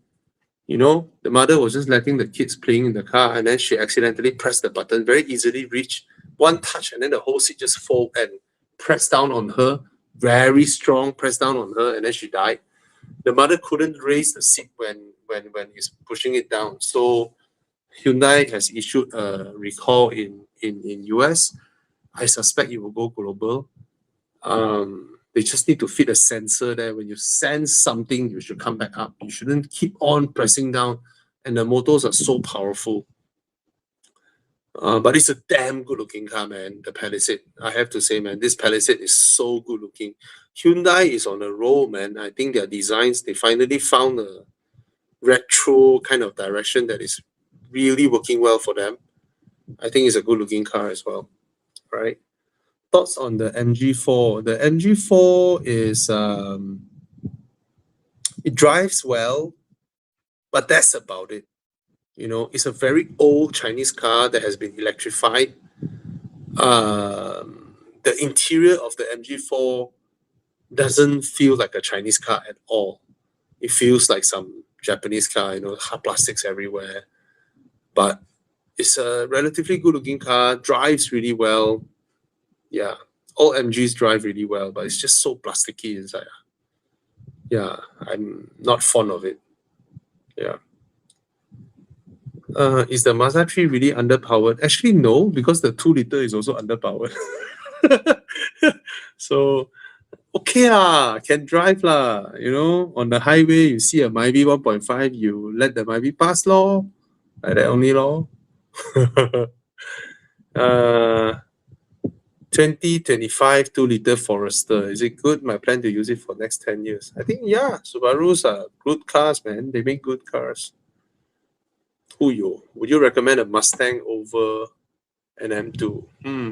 Very interesting. No, but I think the Mustang is a better looking car actually. It's more handsome. Yeah. Mom needs a compact car, city hatchback or Mazda CX-30. If it's for your mom, buy the cheaper one, no? Right? And the city hatchback has more space than the CX-30. Provided your mom saw the Mazda's luscious red color paint and then she says she wants that, then no choice lah. Woman sees color, woman sees design, woman sees and woman touch the interior and all that, right? So they might prefer the CX-30 because it has a much higher grade interior, you know, more luxurious.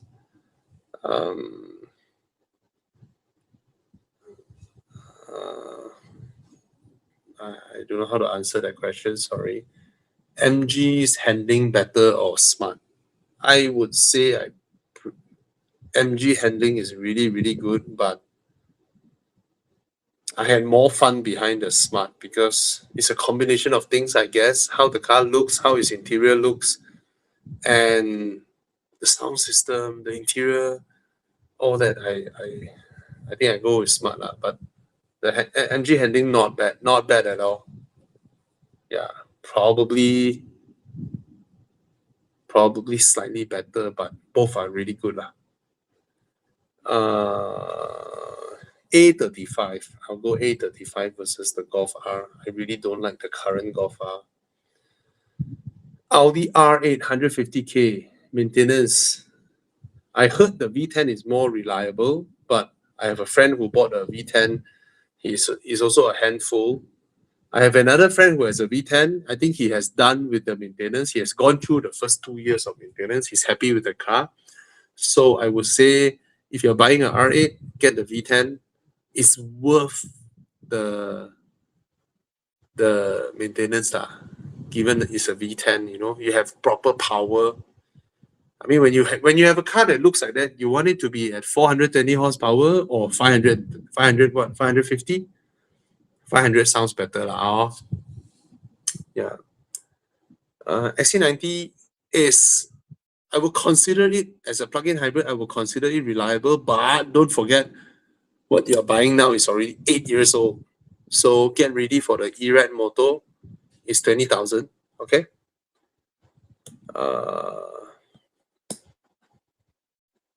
Yes, BYD has a very, very plush interior, like all modern Chinese cars. Seal Premium or Sea Lion 7 Premium or other brand from China. You have to try Zeekr. You have to go and look at Zeekr. All right. But BYD is already a very high standard. But I felt Zeekr executed even better. Yeah. But if you bought a BYD, there's no wrong. Huh? So well built, man, their cars. Yeah. What car would you get for your son? He already said he wanted my father's car, and he wanted my Porsche also. So I don't need to buy him a car. But generally speaking, if I don't have a car that he can drive, usually for first time new car drivers, like new drivers, I will put him in the Volvo. You know, just to be safe, I will put them in the Volvo. Yeah. And if I'm really rich, put them in a Zeekr. Zeekr also same group with Volvo. Ma.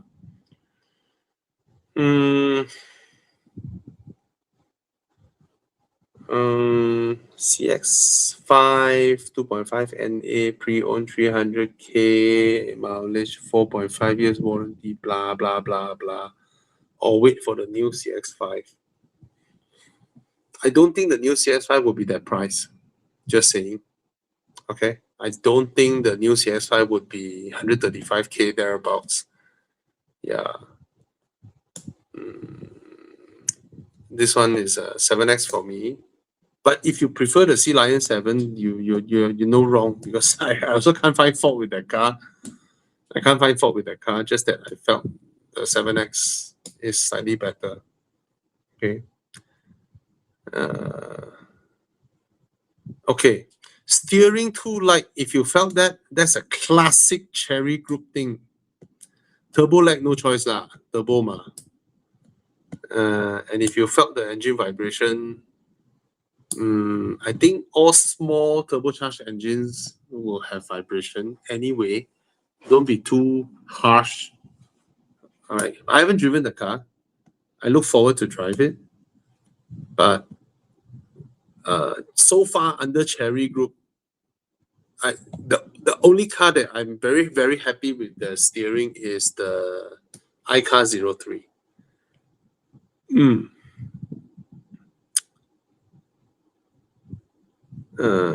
Actually, if you want to get MX5, you don't need to get Recon. There's so many out there in the market, right? So many. Why waste your money? You see, MX5 is so reliable. It's so simple to maintain. Why should you buy the latest, right? Just buy one that is post 2018, so you get the 180 horsepower engine, and buy the cheapest one. Then you retain your value, right? Because it's so simple to maintain. It's so simple to maintain. Yeah. All right.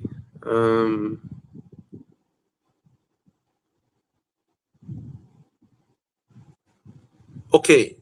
Kia Sportage or CX5, which drives better? CX5.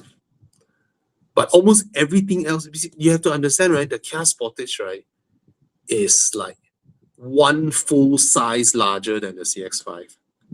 So, and I don't think the Kia Sportage drives like super bad, just that the CX5 is slightly better.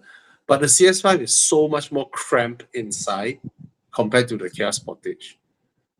Kia Sportage feels so big inside. It's like Lexus RX interior space, the Sportage. So it feels a full size larger inside. Yeah. And I can accept the Kia Sportage handling because I won't buy an SUV for getting run anyway. I buy it to have my family inside and all that, right? The rear seats, you can try the rear seats of the Sportage. It's incomparable to the CX5. You get so much more space inside. You know, and with the price drop from 160k to 128k, I think it's a bargain now. It's a bargain now, the Kia Sportage. Okay. Any chance the Zeekr 7 GT is on its way this year? I don't think so, because they are focusing on the 9X. Because they also know that if they import the 7 GT, it's just a waste of money because people will just buy the 7X anyway, right? Malaysia is not a wagon market. We'll just buy the SUV. So if you go into the showroom, and then you saw the 7GT, wow, so sleek, so sexy. But then in terms of room, in terms of space, everything, the 7X is still larger. You still buy the 7X. So they go and import a car. Hey, paying JPJ homologation, a lot of money on it. You know, even though the 7GT is a looker, it's so good looking. And I heard the handling is really good. There was a video that I watched from China where they bring this car versus the Xiaomi SU7 on mountain roads. This car tapao the Xiaomi in terms of handling. Well, one is a proper sports car, one is not. But for daily, of course, the M340i, you know, it's much better at daily. So for this one, I don't think the 7GT is coming anytime soon. They're focusing on the 9X.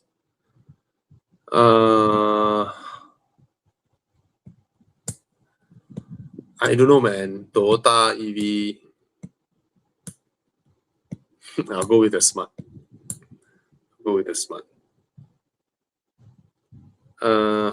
Okay, this one is a misnomer because PHEV is PHEV, EV is EV, right? PHEV can do things that EV can't, you know. So if you're asking me comparing Emira 7, just the EV versus the B10, I'll take the B10 solely because I prefer that car's design inside and outside. But drive-wise, I find both Emiras drives better than the B10. And the sound system of Emiras is really, really good. Yeah. What do I think of the Lexus IS? Brilliant car. Buy.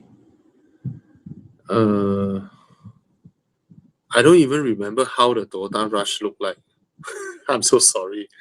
It's off my radar for so long.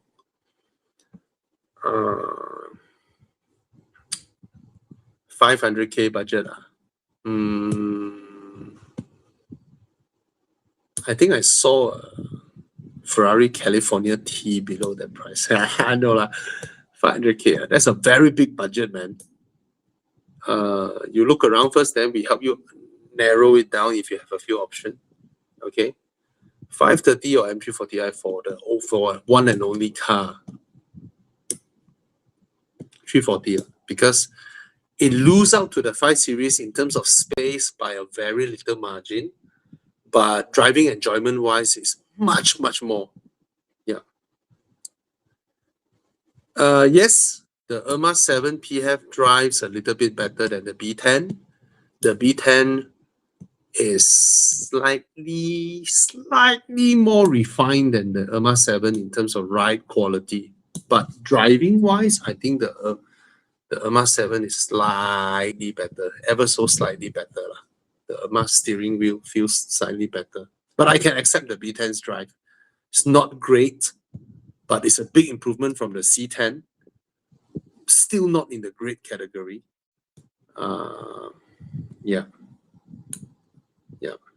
Just like the J7 is better than the J7 PHEV, but both are not in the great handling category, in my opinion.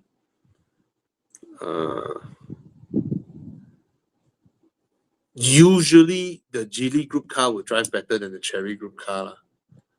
If J7 is any measure, I don't think the Tiggo will be better than the Emira 7. The Emira 7 already drives slightly better than the J7 PHEV in terms of how it drives. But if you add in other things, refinement, the drivetrain, blah blah, I think drivetrain wise, the Chery drivetrain is way more advanced and just outright beat the Geely PHEV drivetrain. The Chery one is really, really good. But design wise, I prefer the Emira 7's looks versus the Tiggo design. Yeah, sound system definitely the Emira 7 better. Okay. Yeah, the infotainment screen also. The adaptive cruise control also, Emira is better. Okay. FL5 for me, Yeah, FL5 for me, like 100%. Driven both cars, I think the FL5 is way more impressive. Yeah. Yeah, some torque still is there. Yeah.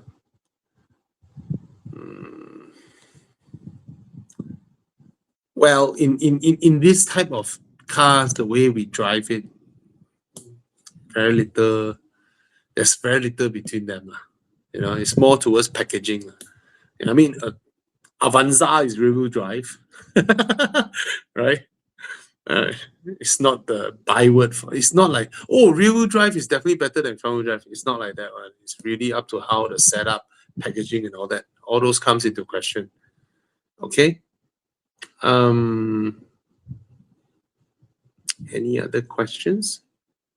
Just ask. Lepas car, is it come out already? I haven't reviewed it, but the name is, what the heck, wait. What the heck? That name. Lepas. I don't know why Cherry have so many sub-brand, but quite good looking the car. And they just JV a new sub-brand with Land Rover called Freelander.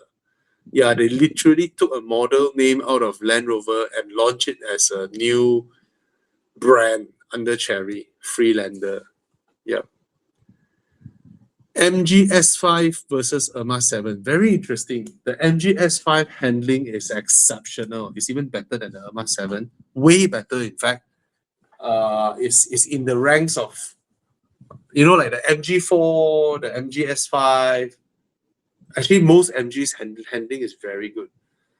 And the iCar handling is good for EVs. Of course, Zeekr, of course, you know, and then European, of course. Europeans, they all handle really well.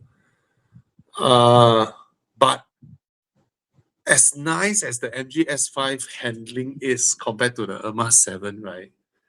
One car feels like 2015, another car feels like 2025. You know, the Irma 7 feels like 2025 when you're seated inside.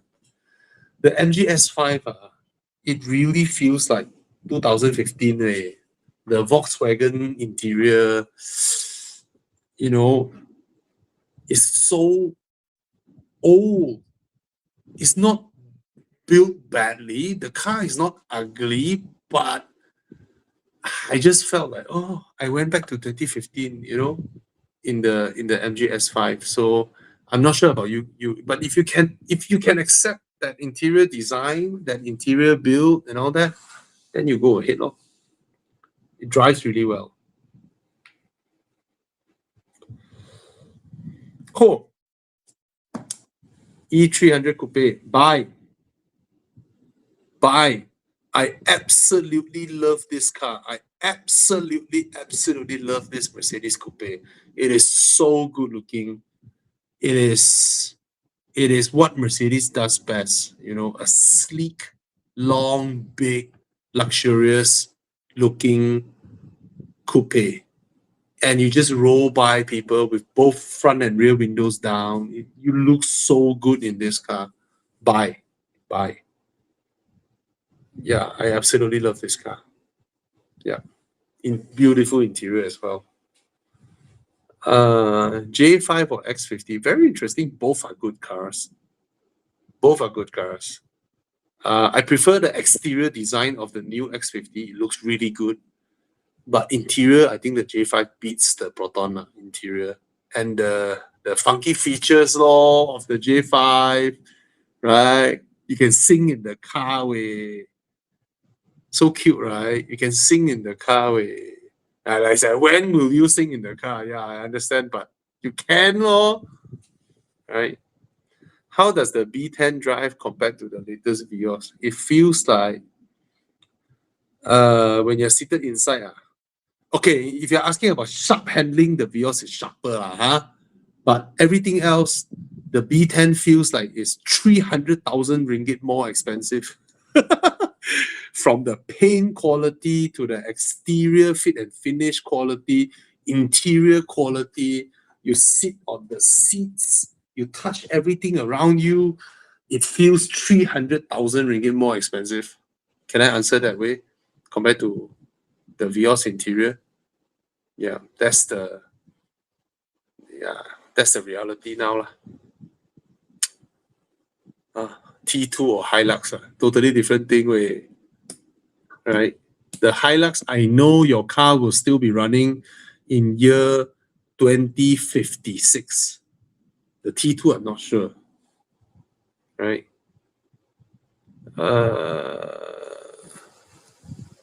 Is the EV still a rich man's toy? Servicing cost is so expensive. I tell you, EV car servicing cost is a rip-off. It makes no sense to pay so much for EV servicing costs. There is nothing to service. Nothing. But they need some income lah. So they charge you if you want the warranty. So take it as warranty extension. Actually, car makers should just be honest. You buy EV, okay, this is your warranty extension. I need to charge you every year. Because there's nothing to maintain. Absolutely nothing to maintain. Right? Oh my God. Are you serious? 707 under warranty, 750K. Are you serious? Before tax, is it? Buy lah, wait. If it's 750K, this car is damn good, way. This car is amazingly good, way. Yeah. Brilliant handling, brilliant power. Okay. Currently on a W124.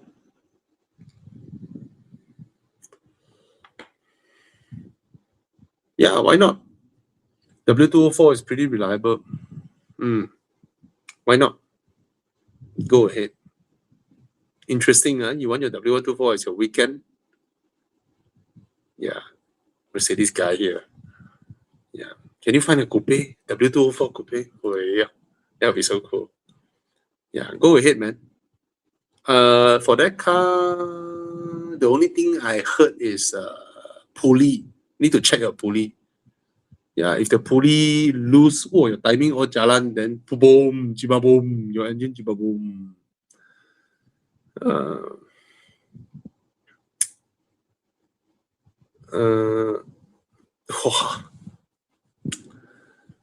Again, amongst these three, the most useful is the Emira 7 PF. Because it's a PF. But also because it's a PF, you will have more things to worry in the long run. Of course, I do not know the long-term reliability of Leapmotor or MGS5 yet. But in terms of which one is the least appealing here, for me, personally, is the MG because of how it looks inside, outside. But it has the best handling here. The best interior-exterior package that I personally like is the Leapmotor B10, even though I really think the Emira 7 PF is a good-looking car. It's better looking than the Emira 7. But PHEVs are more complicated than EVs. So in the long run, there will be more things to maintain.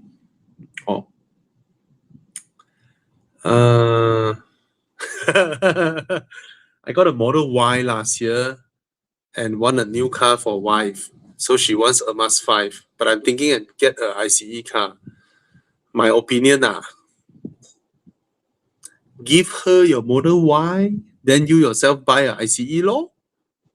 Right? Because ladies, they want EV. Once they have an EV, they love it. Woman is not made for ICE cars. Yeah. Right. So you give her your Model Y, then you get yourself something. Okay, this is interesting. I'm quite intimidated by cheap Ferraris. What does he mean? I prefer a GT. But most two-door Astons are way out of my budget. Had my eyes on the AMG GT, M8, M6, C60P Coupe. Can't decide.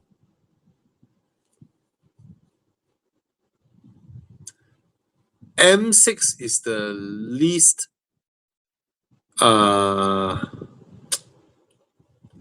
driving enjoyment-wise amongst all four here. M6 is the one that is the least enjoyable to drive. Big, heavy, clumsy. C63 will kill you, and AMG GT will also kill you, but it's worthwhile because you die handsome. Yeah. M8 should be the most practical car here. Drives really well, luxurious interior, well fitted inside. Yeah, so AMG GT is a bit old already, and the interior build quality is so poor. Even brand new is creaking everywhere. Can you imagine 10 years later, the whole interior is falling apart, man? So I think out of all this, I will go for the M8 even though the AMG GT is the sexiest car here, but the interior is a piece of crap. Good looking interior, but crap build. Yeah. All these modern Mercedes are interior built like shit. Yeah. M8 M8 has proper handling. It's more comfortable than the AMG GT. I don't think it will lose out to the AMG GT much. But AMG GT is a proper sports car. The M8 is not. M8 is still a sedan derived platform. And it's quite a bargain now at 500k. Yeah. You get a plush interior, comfortable, handles way better than the M6. Way, way, way better. All right. Yeah. Oh. But for your budget, you can buy a Ferrari California T or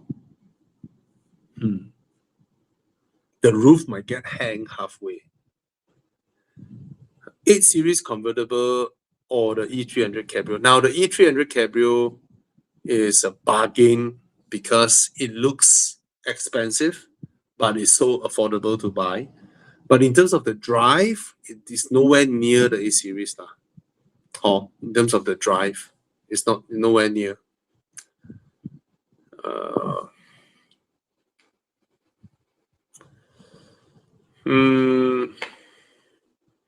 Actually, I'm not that particularly happy with the way the X90 drives compared to other Proton lineups. Now that they took out the mild hybrid, no ADAS and all that, so they cut the price to 99,000, which is a bargain for such a big car. So if you need 7 seats, this is such a bargain now, lor. It's just a very big car, modern chassis. It's still a strong body, you know, if you ever go into an accident. Yeah, I think it's buyable. Whether it's underpowered, okay can move Oh.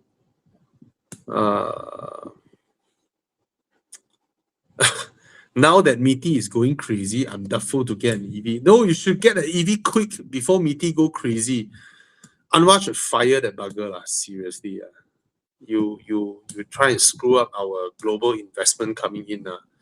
You have to understand this, when you fuck around with BYD, right? You're fucking around with all Chinese investment, one shot, including Cherry, Geely, and other Chinese companies that might invest here, So you shouldn't do that, man. It's so stupid to think that you can bully BYD. It's so stupid to do this, You have to understand how China works, right? BYD is such an important representative of China. And when they get bullied in one country, it gets reflected back to the whole party and hence other investments you have to understand that, how can you be so politically naive? What an idiot. You give them a good deal, China will give you some other good deals. It always works like that. So stupid to do this, man, meeting. Fucking nincompoops.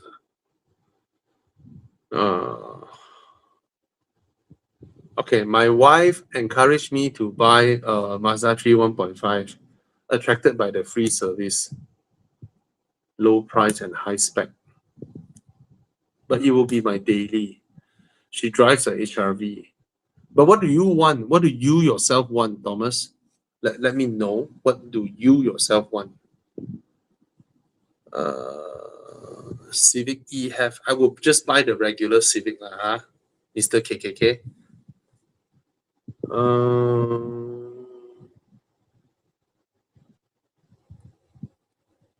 Yeah, E300 Coupe.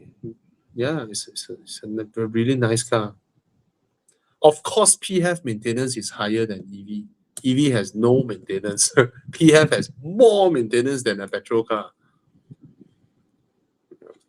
2023 30i, if it is the first batch, which I think it is, the suspension is really harsh. But it's 6 years now, probably the suspension has started to leak so that it's not so harsh. All right. You go and try the car. If it's still so harsh, then probably you can consider changing the suspension. Maybe there is a updated kit that you can buy from BMW, which is a updated one that is more comfortable, you know. But as per what it is back then in 2019, when this car launched, the M Sport suspension is so harsh, so harsh. Yeah. The G60 530i is a damn good car, but it's also, to my eyes, damn ugly. Facelift is coming, so you wait. Provided there's a big discount, right? If you buy now and then you see on the global release the facelift, then you feel, the facelift is done already. And it is a totally different design. Okay. Which I think is a good thing because I really felt the G60 is ugly to my eyes. Some people like the design, then by all means, but to me, I felt, yeah.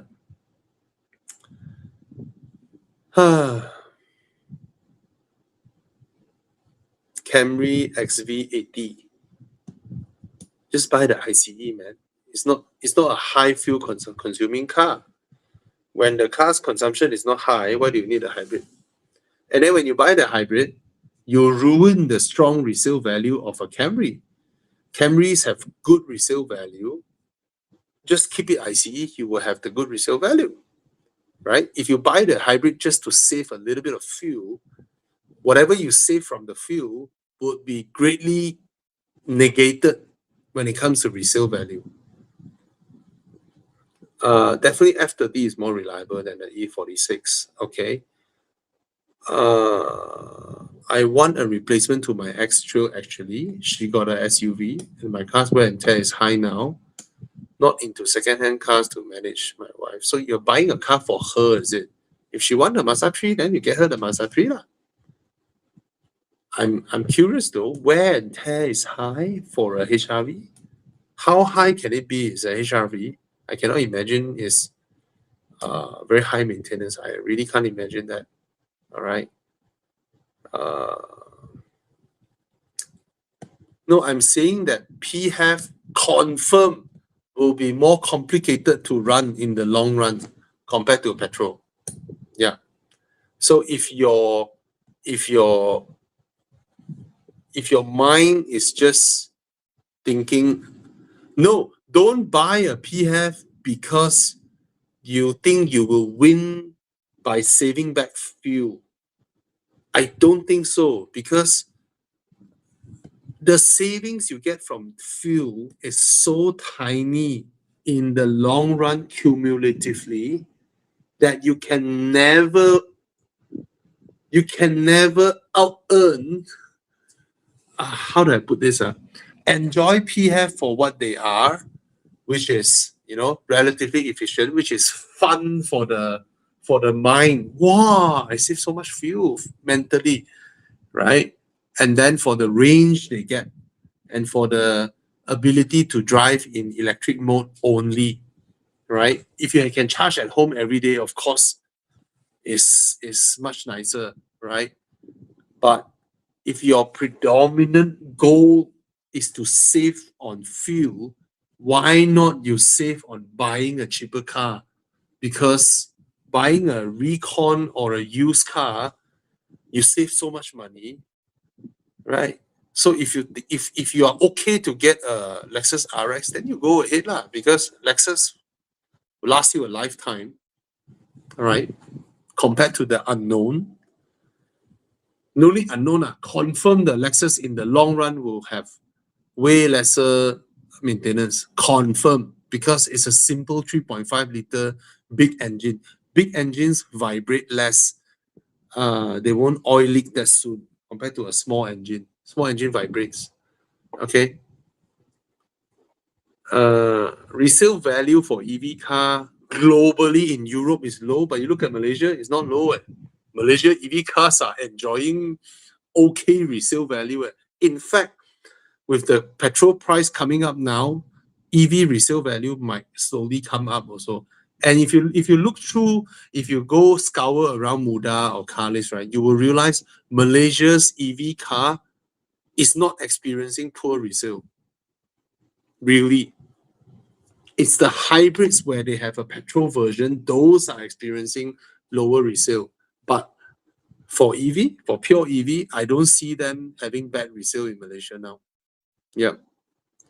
The difference would be things like the Taycan, because in Europe, their resale is poor and they get imported into Malaysia as recon. Suddenly, you have a huge disparity with the local Taycans. Yeah. But that doesn't reflect its depreciation locally.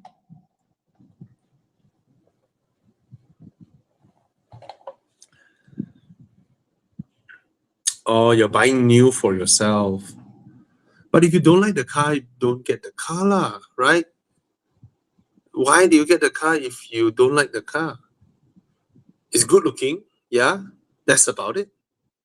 Good looking, nice to drive, high quality interior. But if your wife wants that car, what can you do? Maybe you drive her HRV, then you buy the Mazda for her lor. Let her have the new car lor. Then she'll be happy. When she's happy, you get more sex, right?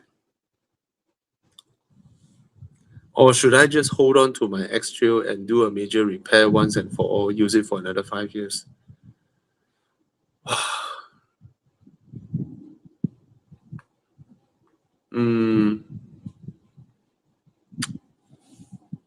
I don't know, man, because is your transmission healthy? Because the thing that blows up in X-Trail is the transmission. But if you still love your car, you don't feel like changing, then you maintain. I'm always, I always, if I meet people who say that I can maintain my car, I will always tell people that if they are that type of person, right, just maintain your car. What's wrong with your car? What's wrong with maintaining them when they're out of warranty? No problem, right? Do you know my youngest car, the car that I own, the youngest one is 11 years old. My youngest car is 11 years old. My second youngest car is 12 years old. My third youngest car is 15 years old. My fourth youngest car is 21 years old. My fifth youngest car is 22 years old. My oldest car is 57 years old. Yeah. So I'm fine with running my cars, maintaining them, just pay money and just use them. If you're fine with it, then go ahead lah. You save so much money, right? You save so much money. Yeah. Oh, congrats, Lim9295.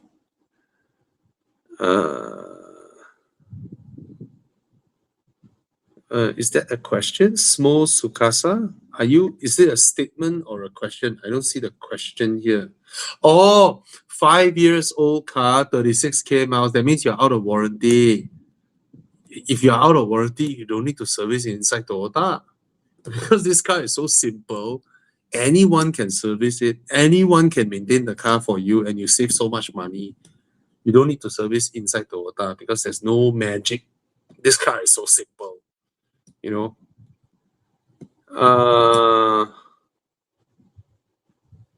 Oh, it's gonna spend 10K. Oh, understand already. You're gonna spend 10K on a car that couldn't even fetch 20K in the market. Yeah lor. So maybe it's time for you to reward yourself since you are so nice. Maybe reward yourself with another car, right? 125,000 can buy a lot of nice car. You can buy some new EVs. Since your wife has a HRV, you have a petrol car at home, why don't you consider buying an EV for your daily? You would love them, man. The ride quality, the absolute silence, you know, the features. Your wife would really love it, and then she'll pass you the HRV, and then she'll take your EV. Yeah, there are very few Leapmotors here, but in China they're selling like crazy. Yeah. 7X or Smart 5. I prefer the comfort of the 7X, but I like the design of Smart 5. Exactly. Me and my wife prefer the 7X comfort. She prefer the Smart design. I prefer the 7X design, even though I also think the Smart looks really good. So it's up to you. Both cars are so different, even though it's the same platform, but both cars are so different. One is like a bad boy, you know, you really want to drive fast and bully people in the Brabus, whereas the 7X is so chill, so comfortable, so good looking, so nice. Yeah. Yeah. So if you ask me which one, given that there is way lesser smart Brabus out there, I believe 5-6 years later, the resale value of the Smart will be higher than the 7X, solely because there are way more 7X out there in the market. By the time 6 years, 7 years down the road, when everybody sells it at the same time, right, then you will see the Smart holding better value. But interior appointment-wise cannot fight. The Smart is so plasticky, right? The 7X is so plush. Oh my God, Nissan going all into e-power. For no reason. Just charging the car for no reason. Annoys me. What is the current status of Nissan? I don't know. They themselves also don't know. Toyota CVT durable or not? Yeah, pretty durable.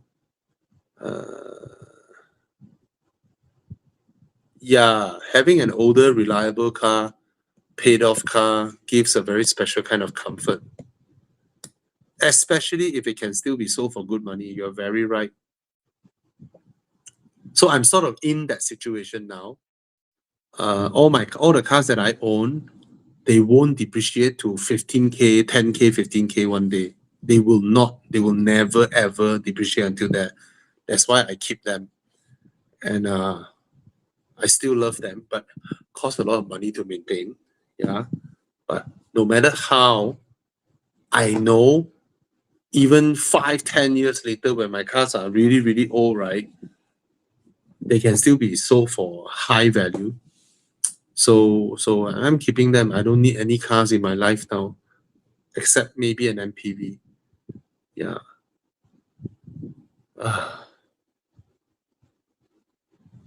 Then you buy the Baroda Trust. If it's so much cheaper, same engine, same gearbox, just get the Trust then. That's for Sam Teo. His question is this one. Trust of yours. Yeah, bigger boot, bigger space. Yeah, then you get the Trust. Wow. Choose one. So this is not from Malaysia, because Malaysia we don't get the Sea Lion 6 DMI PF. I heard BYD's DMI is very impressive. Interior wise, okay, let's judge by this. Interior wise, the three of them, the BYD has the highest quality interior. Drive wise, if the Sea Lion 6 drives anywhere like the one we have here, then probably it also drives really well. Which one?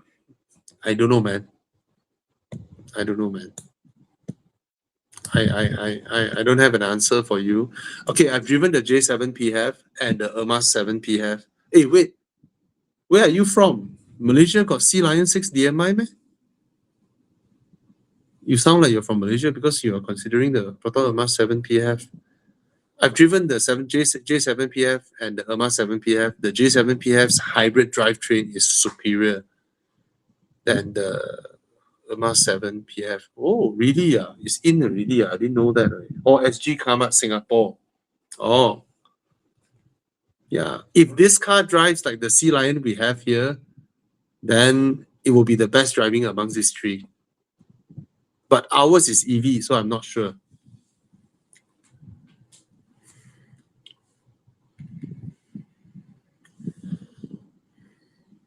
Mm, 109K, 93K mileage, MX5, 2-liter NV auto, worth buying. Yeah, it's okay lah, because that's the value of Mazda MX5 2-liter. Yeah, they won't go any lower. Yeah. Oh, you're from Singapore. Oh my God, buying cars in Singapore. Oh my God. Oh my God. Yeah, I think the Sea Lion is the most lux inside now, to use some Singapore slangs. Malaysians, we seldom use that word. Which one is more lux? Do I see myself consolidating into two cars? No lah, no lah. I already have my dream cars now. The cars that I own now are my dream cars. My Aston and my RS6. Yeah. From Singapore, Honda Freed. Oh, Honda Freed. Or BYD M6. Oh my God, I don't know how to answer you. 180,000 Sing dollar. Oh my God, the BYD M6 in Malaysia is 100K ringgit. Bro, escape. Come to Malaysia. 180,000 Sing dollar can buy a not very used Ferrari in Malaysia. Yeah. 180K Sing dollar is 540,000. Yeah, you can buy a barely 10-year-old California T, Ferrari California T. Then you can drive around in your Ferrari. Oi, con coming in. Yo, What? Brother! Happy New Week. Wow. Yeah, sorry it took so Good late. to have a Just never only put mind. the kids to sleep. Never mind. Good to have a friend popping in once in a while. Bro, Always good to spend Monday night kesian with you eh. guys. Honda Huh? Freed. How does the new Honda Freed looks like? But He's from BYD Singapore. M6 is a bigger car, isn't it? MPV. No, I don't think it's a bigger car. I think the Freed inside is bigger. Oh yeah, like but The is still BYD like M6 is like a sedan with a wagon body and 2 seats behind. That's it. Okay, yeah. But I it's think Honda 180,000 Sing dollar, 540,000 ringgit, bro. Oh my God. Oh my God. Singaporeans, you all need to Wow. escape that place, guys. You all need to How- escape that place. How Come do you over guys here. live there, way? No lah, for them it's 180K law, Sing dollar law, right? Dollar to dollar, that's how they live No, law. But bro, 180,000 ringgit, can you buy a Honda Freed? I mean, can you bring yourself to buy a Honda, spend 180K on a Honda Freed? Don't like that. Even I just told him the BYD M6 is 100K in Malaysia. So technically, it's 30K Sing dollar in Malaysia. And they are paying 180K Sing dollar for a car that is 30K Sing dollar. Wow. And he wouldn't want to know the price in China.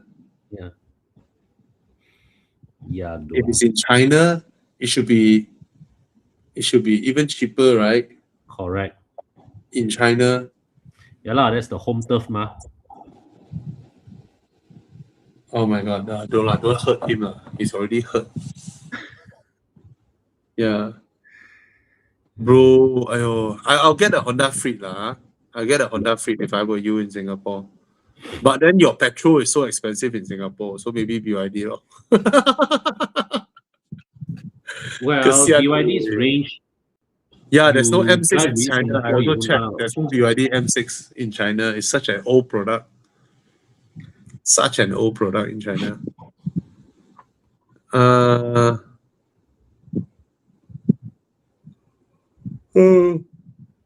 Wow, this comparison people still Yeah.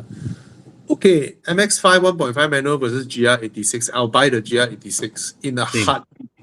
I'll get the GR86 in a heartbeat. yeah. It's such a superior car over the MX-5. I tell Yeah. you, if Toyota produces a convertible GR86, no MX-5. MX-5 can sell anymore.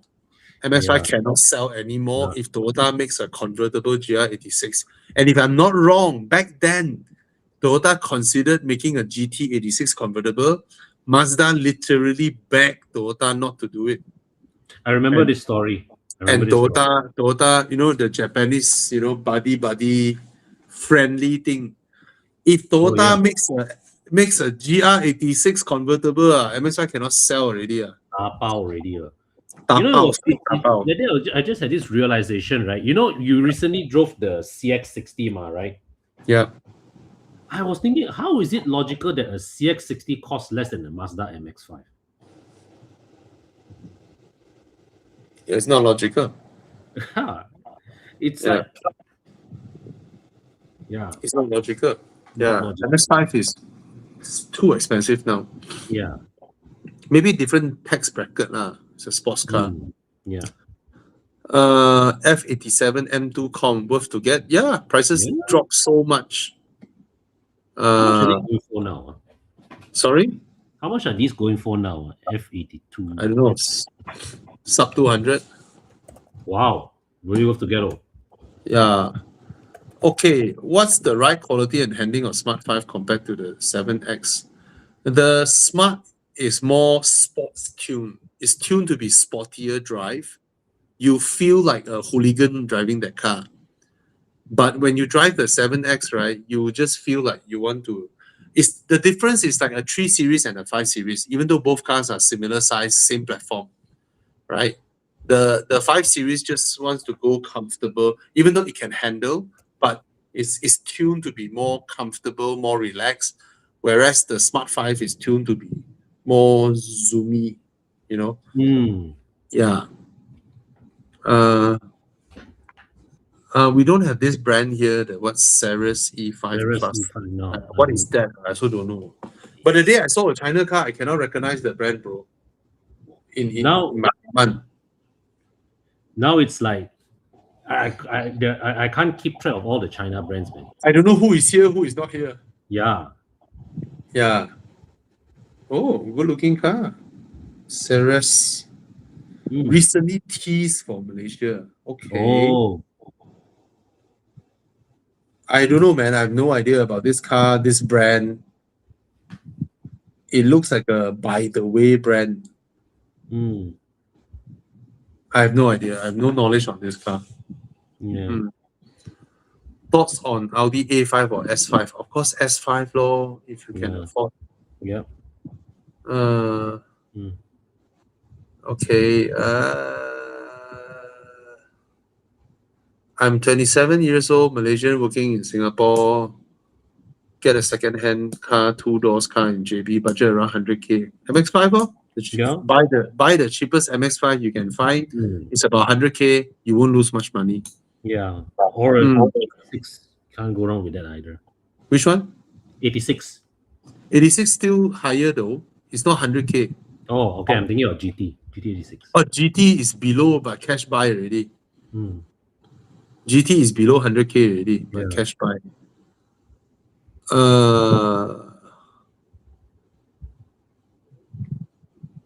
My Volvo S60 currently in the 5th year. So far, I've been maintaining well.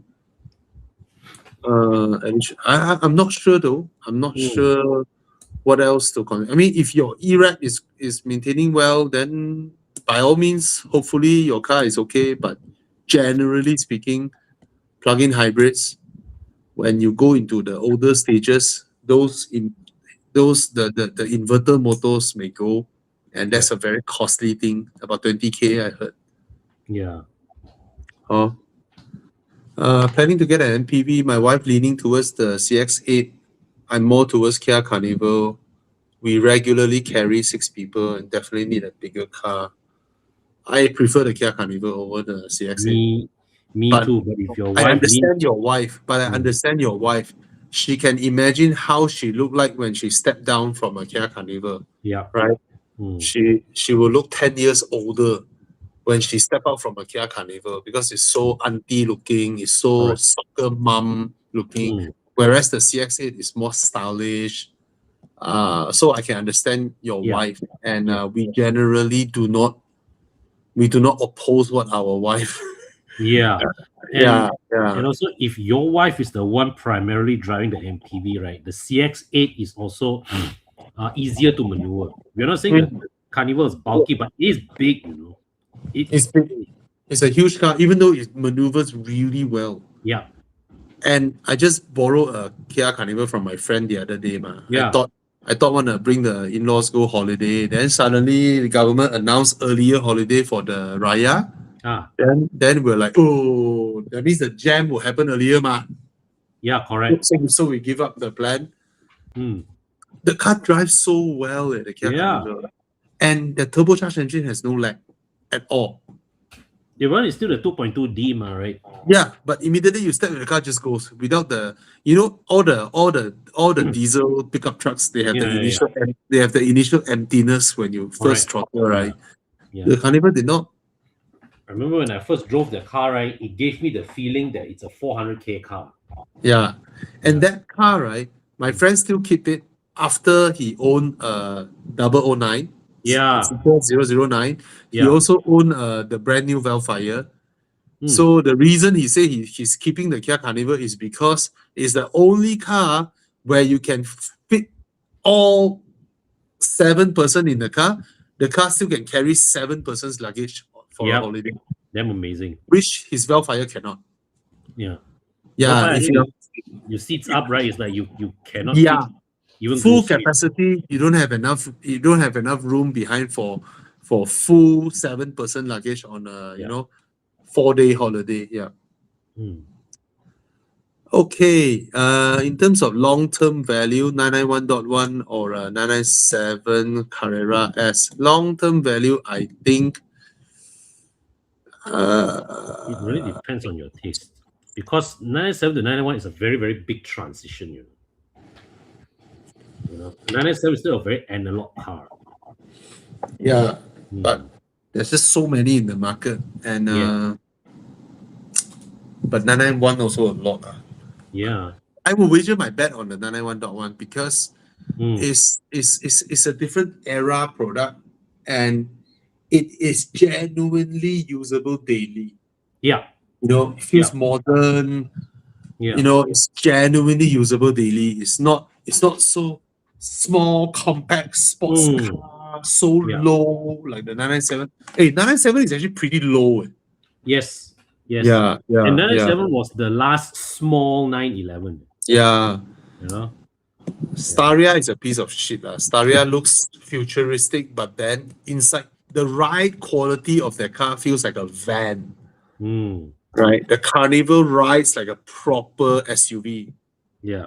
Luxury SUV, if I may, the ride quality of the Carnival. So the Carnival is a much more superior product than the Staria. Yeah. Even though the Staria looks like an EV. Yeah. Lor. Yeah. Bobby, do you recommend installing HKS turbo kit? I don't know, because I've never lor. driven that, but I do felt the GR86 chassis can handle way more power than what it is producing now. So given that it's a JDM car, it's a Japanese car, no harm installing a HKS turbo kit and enjoying the more power that it produces. I don't think there's any harm, because this kind of car, you're meant to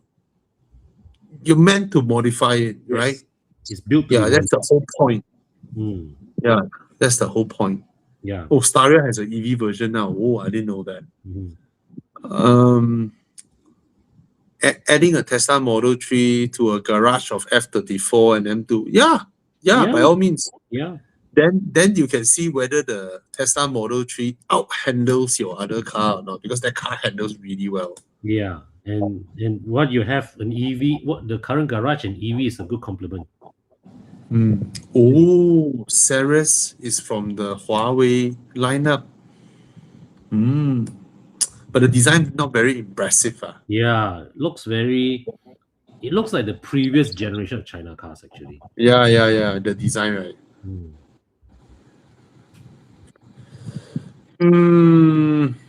Another question on Irma 7 PHEV or J7 PHEV. I'll just answer again, even though I've answered other people. So I've driven both recently. Now, interior design, I slightly like the Irma 7 interior a little bit more. Yeah. In terms of ergonomics and all that, I like it a little bit more. Because of the slanted dash, I put my phone there, I can still see my phone. But on the J7, it's flat. I put my phone there, it just reflects the sky. But that's one thing. Second thing is the sound system of the Irma 7 is superior. Steering feel is slightly better than the J7. Then comes the expensive stuff, the drivetrain. The J7 is significantly superior over the Irma 7 PHEV system. The way it charges silently, the Irma 7, I can hear the engine. Not as loud as the Japanese e-Power or HEV, but it's louder than the J7.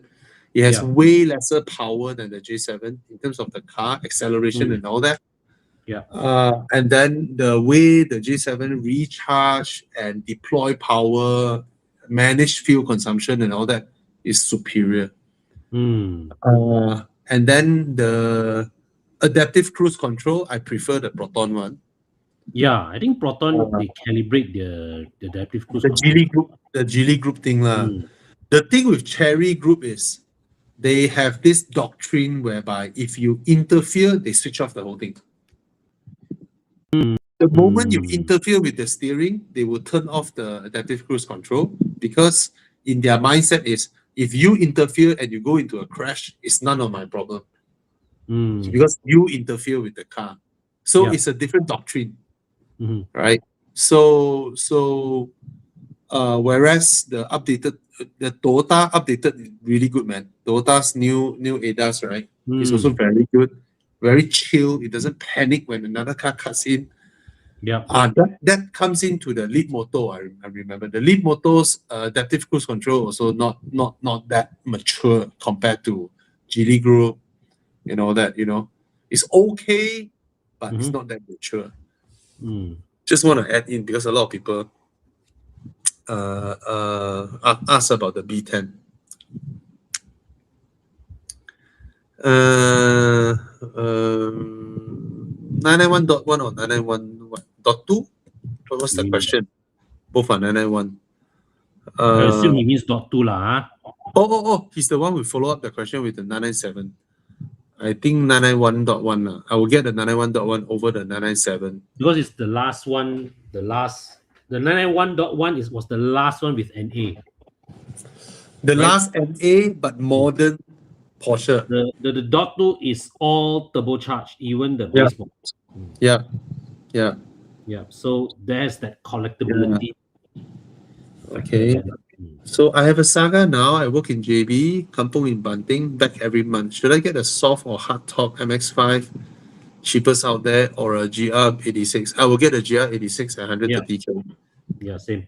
Because it's so much more usable. You have the rear seats, you have a large boot, and you have more power than the MX-5, and handling beats the MX-5. Yeah. The GR86, right?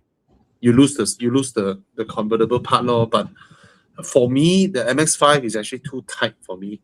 Yeah. And the engine of the MX-5 is too ordinary. Yeah. The engine is nothing to shout out. Interested in the Leapmotor C10 Plus? Yeah, I thought when they passed me the car second time, I thought it's the C10 Plus. Manatao is not. For them to name it the Plus, I hope they improve the car to match up with what they did in the B10, because the B10, the baby of the C10, is superior to the C10 in terms of how the brakes feel. See, the C10, right, is their first car. So, when you drive the car, you move from throttle pedal to the brake pedal. There's a slight delay in the brake response. And then all these small little things, very minute one. Actually, the Lotus Electra also have that problem. When you brake, right, let's say this is clamping, this is braking, it's like this one. Tuk, tuk, tuk, tuk. It's not directly on, It goes like that one. The first batch Electra also like that. So this small microsecond delay, you feel it in the drive one. Yeah. But they iron out all this issue in the B10. The B10 feels like a much more mature product over the C10. But then the second time they passed me the C10, the infotainment is the updated one that is from the B10, which is a lot more stable and all that. But if they call the new one the C10 Plus, I hope they have addressed all the issues in the C10. The way it drives, the way it handles, the way the brake pedals feel, all the little minor things. If they have updated in the C10 Plus to match up to the B10, then I would say go ahead. But I haven't driven the car. I do not know yet. Okay. Amongst these three, the Atto 3 is the oldest car here. Yeah.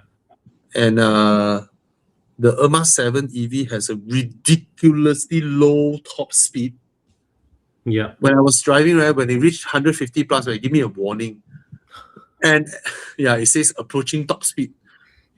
And software-wise, I think the Emira 7 software is the poorest after the B10 has been updated. Right. Yeah. And strength is sorry? the software, right? The UI.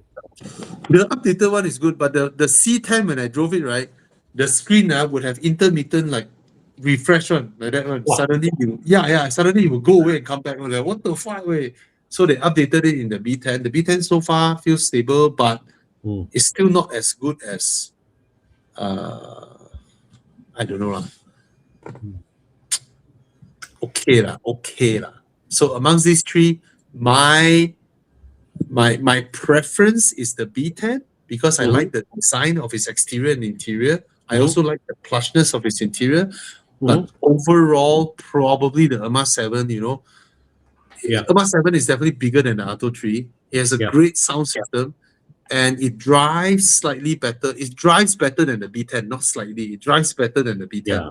The steering feel of the Emira 7 is way nicer to drive than the B10.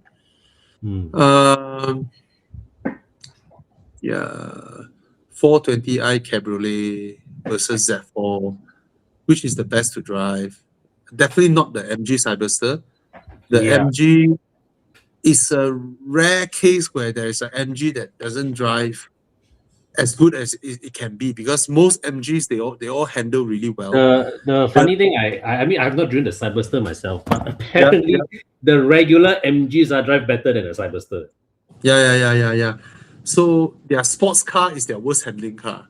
That's damn So good. so it's not like the whole car handles bad. The problem with the Cyberster is that when you drive the car on highway with undulations, right? The front is handling it well. The front axle handles it well. Yeah. The rear axle hops. Oh. Yeah. Were you driving the rear wheel drive or the all wheel drive one that time? I think I'm driving the all-wheel drive because it accelerates like a crazy ass car. Definitely the all-wheel drive. So what this tells is unrefined tuning with the rear suspension. So I'm not sure if they've updated it because Chinese car makers, they keep updating their cars. They're very fast. Yeah. So the one that I drove has a rear axle that hops. And then the other day, there was a friend in one of our driving groups from Evo Club Seremban. He drove his friend's MG Cyberster. He himself is a Porsche owner. So he knows handling a thing or two. So he also commented in our group chat that the one that he drove, his friend's one, the rear axle also hops. Yeah. So that's my answer. Yeah, but actually, right, coming back to just now the earlier question, the one asking about EMAS 7, Atto 300, right? Another one you can consider at that price range is the MG S5. The MG S5 actually handles quite well. MG S5 is what? Okay. Yeah. It handles well, but I cannot bring myself. Okay, it handles really well. In fact, it handles better than the Emira 7. Yeah. The MG S5 is one of the best handling Chinese EVs out there, EV SUVs out there. Yeah. But there's one thing I cannot tahan is the interior looks like 2015. It has the typical layout of VAG group cars from that era. Oh, they've updated it. Is this one? Fuck. It's this one. Oh, the updated one. Okay. The Now one, this one is a lot the one nicer. that with the 2015 interior, you may be referring to the MG4. No. There was a MG EV S5 with the previous Really? interior. Yes. Oh. This one. I drove this one. This one is the ZS. Oh, This one MG is- HS. This one is the SUV.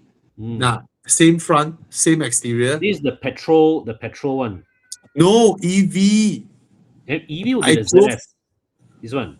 No. This is shit. This is old. This is old as fuck. Okay. No, I drove the MG S5. Wait, click the one that interior. Is this the petrol or the EV? That's the petrol. That's the MG That's the HS. petrol. Oh, okay. Then I got mixed up. So sorry. Huh. Yeah, I cannot tahan this interior. Yeah, it's Volkswagen. But you look at the inspired one, the newer interior, the newer one, that one looks modern looks more Yes. modern one. Yeah. Slightly modern lah. Okay. That one handles really well. Mhm. The MG EV handles really, really well. Yep. Now CKD, the CKD one now has 200 horsepower, so power wise is on par with the competition. Yeah, it handles well. But this interior still, you compare to the Proton, you compare to others, yeah lah. still loose. Yeah. Don't know lah. I hope. This is that- still the infotainment system lah, actually. Yeah. Okay. Is the Carnival still a relevant MPV? Very, very relevant because there are very yes. few that can do what the Carnival does, Yeah. which is fetching 7 person for a 1 week holiday. It still can fit 7 persons luggage for 1 week.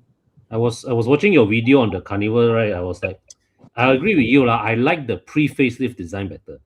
Yeah, me too. The pre-facelift design better. Hmm.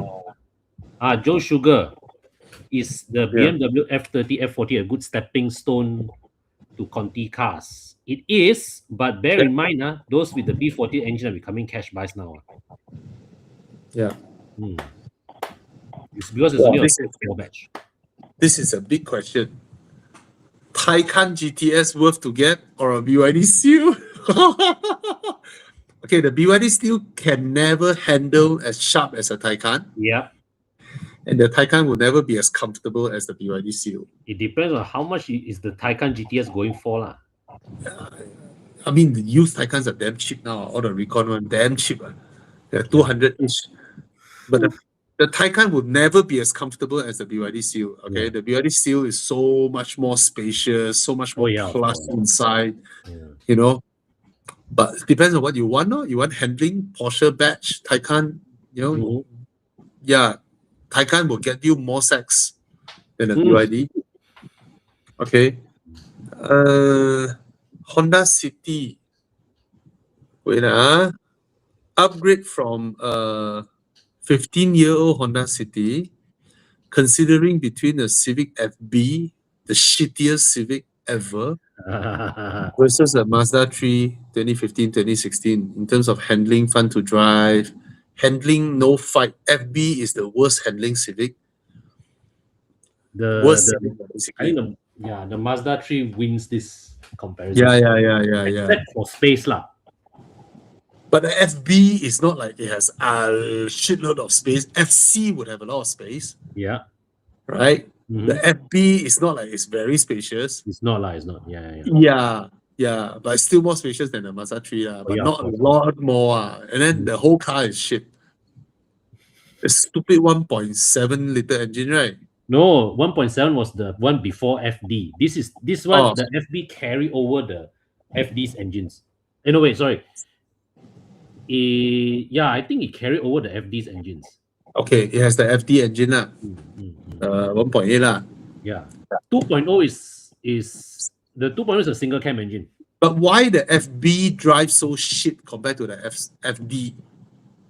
The FB was remember FB was the time when the Japanese were struggling. Cost cutting. Cost cut that era punya, that year punya Civic punya Corolla punya CLC were all cost-cutting cars. Yeah, the FB is shit. Absolute shit. the only Civic without a good resale value.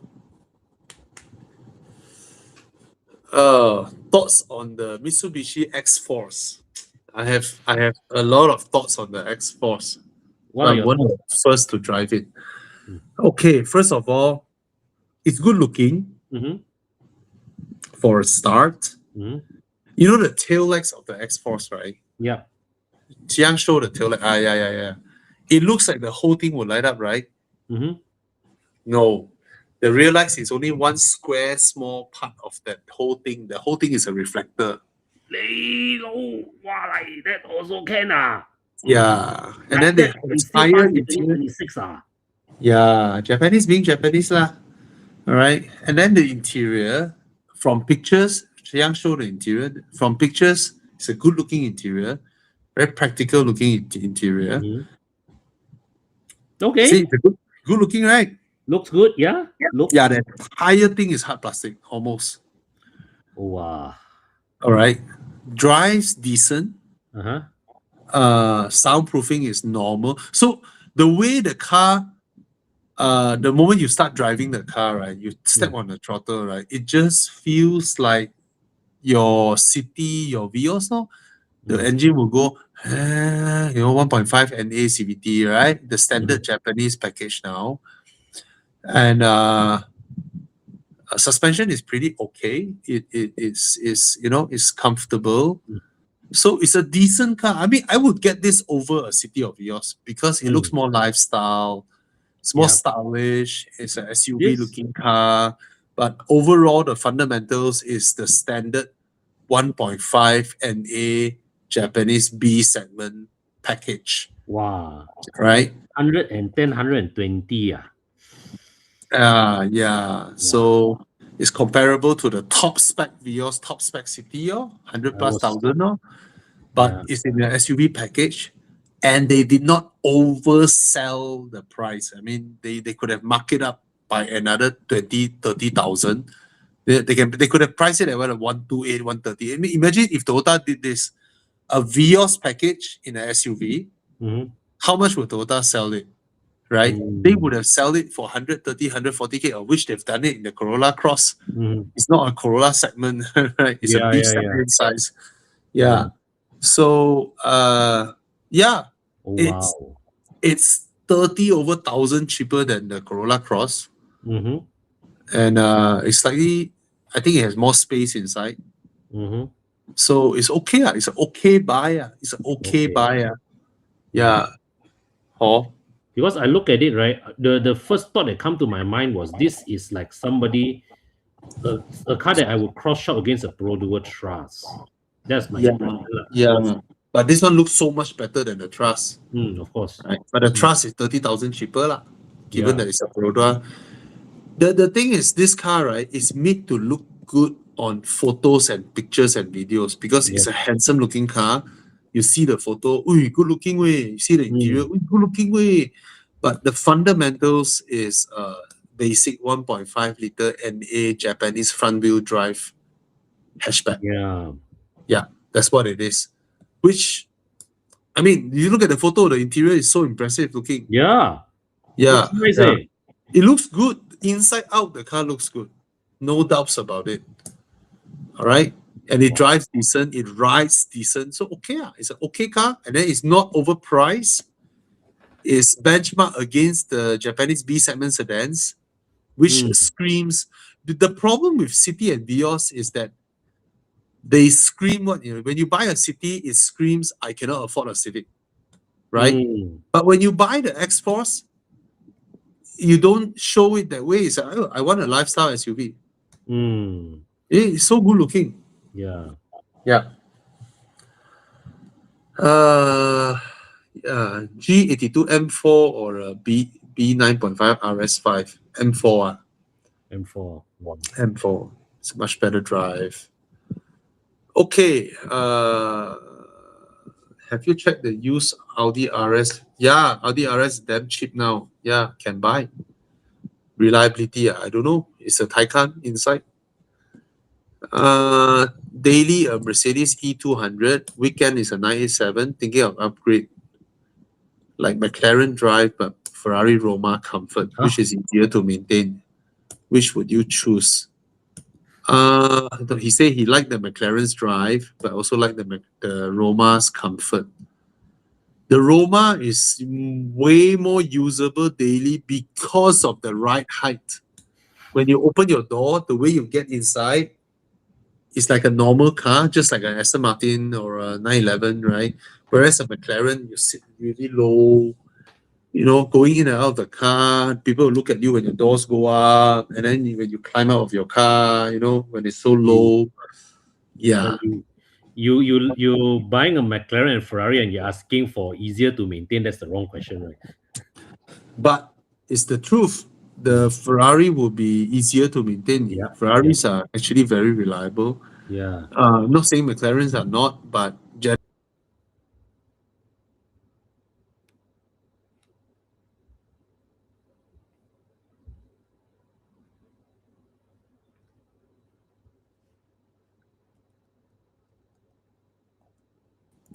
okay, I'm back.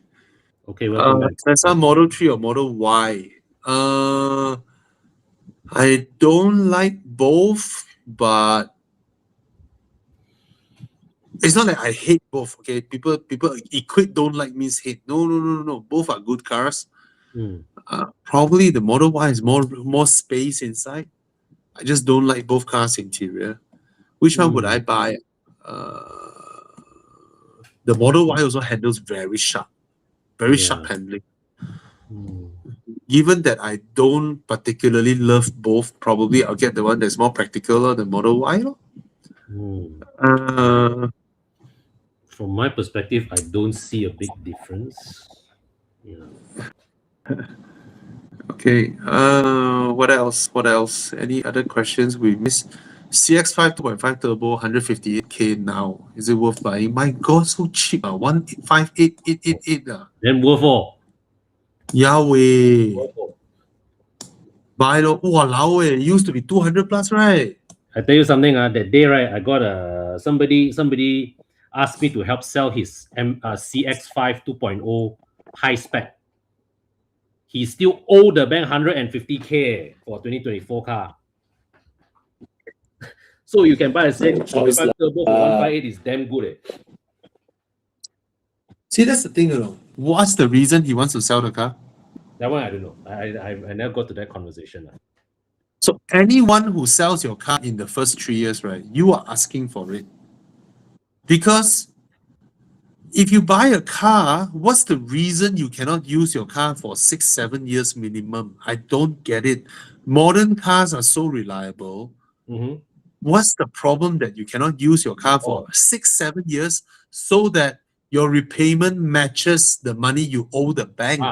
Okay. This one I can share some insight after seeing a lot of people. A lot of people, they end up having to sell because they run into financial trouble. That this kind of is like, or in the case of like our friend Gary, right, who got an opportunity to go out of town, to leave the country, then they end up having to sell the car earlier than planned. Okay. So these kind of things happen. So yeah, I mean, in that sense, people just but what? What? Ichibat. Ichibat, that what you're asking for it, lah. Yeah. Ichibat, you're asking for it. But seriously, those who run into financial problems, because of this kind of car, okay, right? Yeah. Right? And it's actually not hard. It's actually not hard to earn another 2K as a side job. It's not hard. True. Right? You put some effort in it.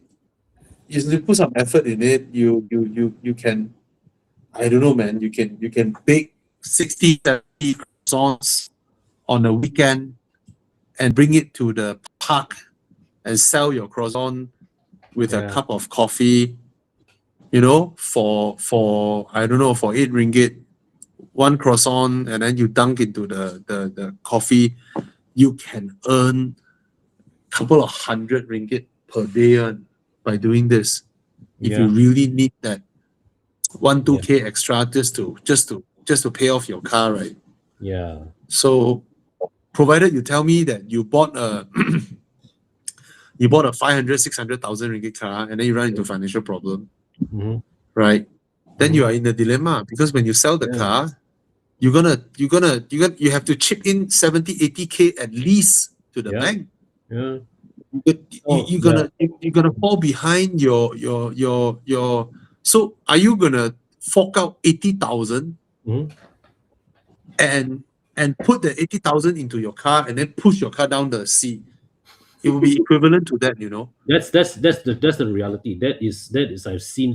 You lost your car, I've seen it happen to so many people. right? So that's the thing. I don't know. I'm saying this, but I may also run into that. We don't know now because the world is going crazy. This stupid Israel and US, you know, for no reason. So let's hope everybody make it out. Eugene just mentioned CF5 Turbo 158K is 2025 year make to clear stock. Oh yeah, it's wow. Oh my god, people right. who bought it at 200 plus. It's still a good deal. It's a very good deal. It's a very, very good deal. What if it's a good deal because they overprice it at the first place? Yeah. Right. Okay. Because all right, I think I think we don't have any new. Oh, I see. I don't think we have any new questions anymore, and it's already 11 o'clock, and I'm also getting tired. So for those of you who have questions, you can come in and ask us in the next Monday live show. And if you haven't subscribed to Con's channel or my channel, you can subscribe. And remember this: if you need to extend your warranty, even your new car warranty, we can extend for you. DM at Horizon IG or Facebook. And another thing is that any one of you who love your car so much, you should get a fire suppression system. We actually can hook you up to the seller. All right, I've installed it on my car. It pains me to see people's car go up on fire because there's a technology now where when fire breaks in your car, there's a suppression system that can automatically put out a fire immediately before the fire grows big. All right. So it's a Singapore company, and many Singaporeans have installed it because their cars are so expensive. And if you say that, oh, insurance cover, yeah, but imagine the hassle when your car went out on fire, and then you lost the usage of your car. You have to wait for insurance. You need to drive another car. All this hassle, right, can be solved with something that costs so much lesser than your stupid coating. Yeah, I saw that posting. A lot of people spend 2,000, 3,000, 4,000 ringgit on coating, but this fire suppression system is only 1,750 ringgit. You install it in your engine. When the fire breaks out, the thing will put out before you even realize fire is there. The difference between this and your 100 ringgit fire extinguisher is your 100 ringgit fire extinguisher, right? Your fire have to grow big enough for you to see it first and then spill smoke. And then you go and find a fire extinguisher, maybe in your boot or in your car, and then you spray. When the fire is so big, right, one tank of extinguisher is never enough to put it out. And then you hope someone around you can find you another extinguisher. Now, after you put out the fire, your whole car is covered in the white powder. You would have rather the fire take your car away because it's such a big hassle to clean it up. And then you see your car half burned and all that. But a system like this, before the fire damages anything, poof, it puts it out already. 1,750 ringgit only. The best part, when you change your car, you can move the entire thing to your new car. Very easily, you can transfer it to your new car. Okay, so I urge everybody to buy this in your car. If you value, you cherish your car. Okay. For ICE cars, for now, they are developing one for not suitable yet. I don't think any has the capacity to put out an EV fire because EV fire is a chemical reaction. That means even if the whole thing is underwater, it will still burn. Just like your Chinese New Year firecracker, you light it up, right? You throw it in water, right? It will still the fuse will still run, everything will still run. EV fire is like that. You dunk the whole battery inside water, right? It will still burn inside the water. Okay? Okay. All right. Good night, everybody. Thank you Good so night. much for joining us. Thank you, Chiang. Thank you, Con. Thank you, Thanks, everybody, Chiang. for joining us. Thanks, And Bobby. if you like what we're doing, help us share it out, like, comment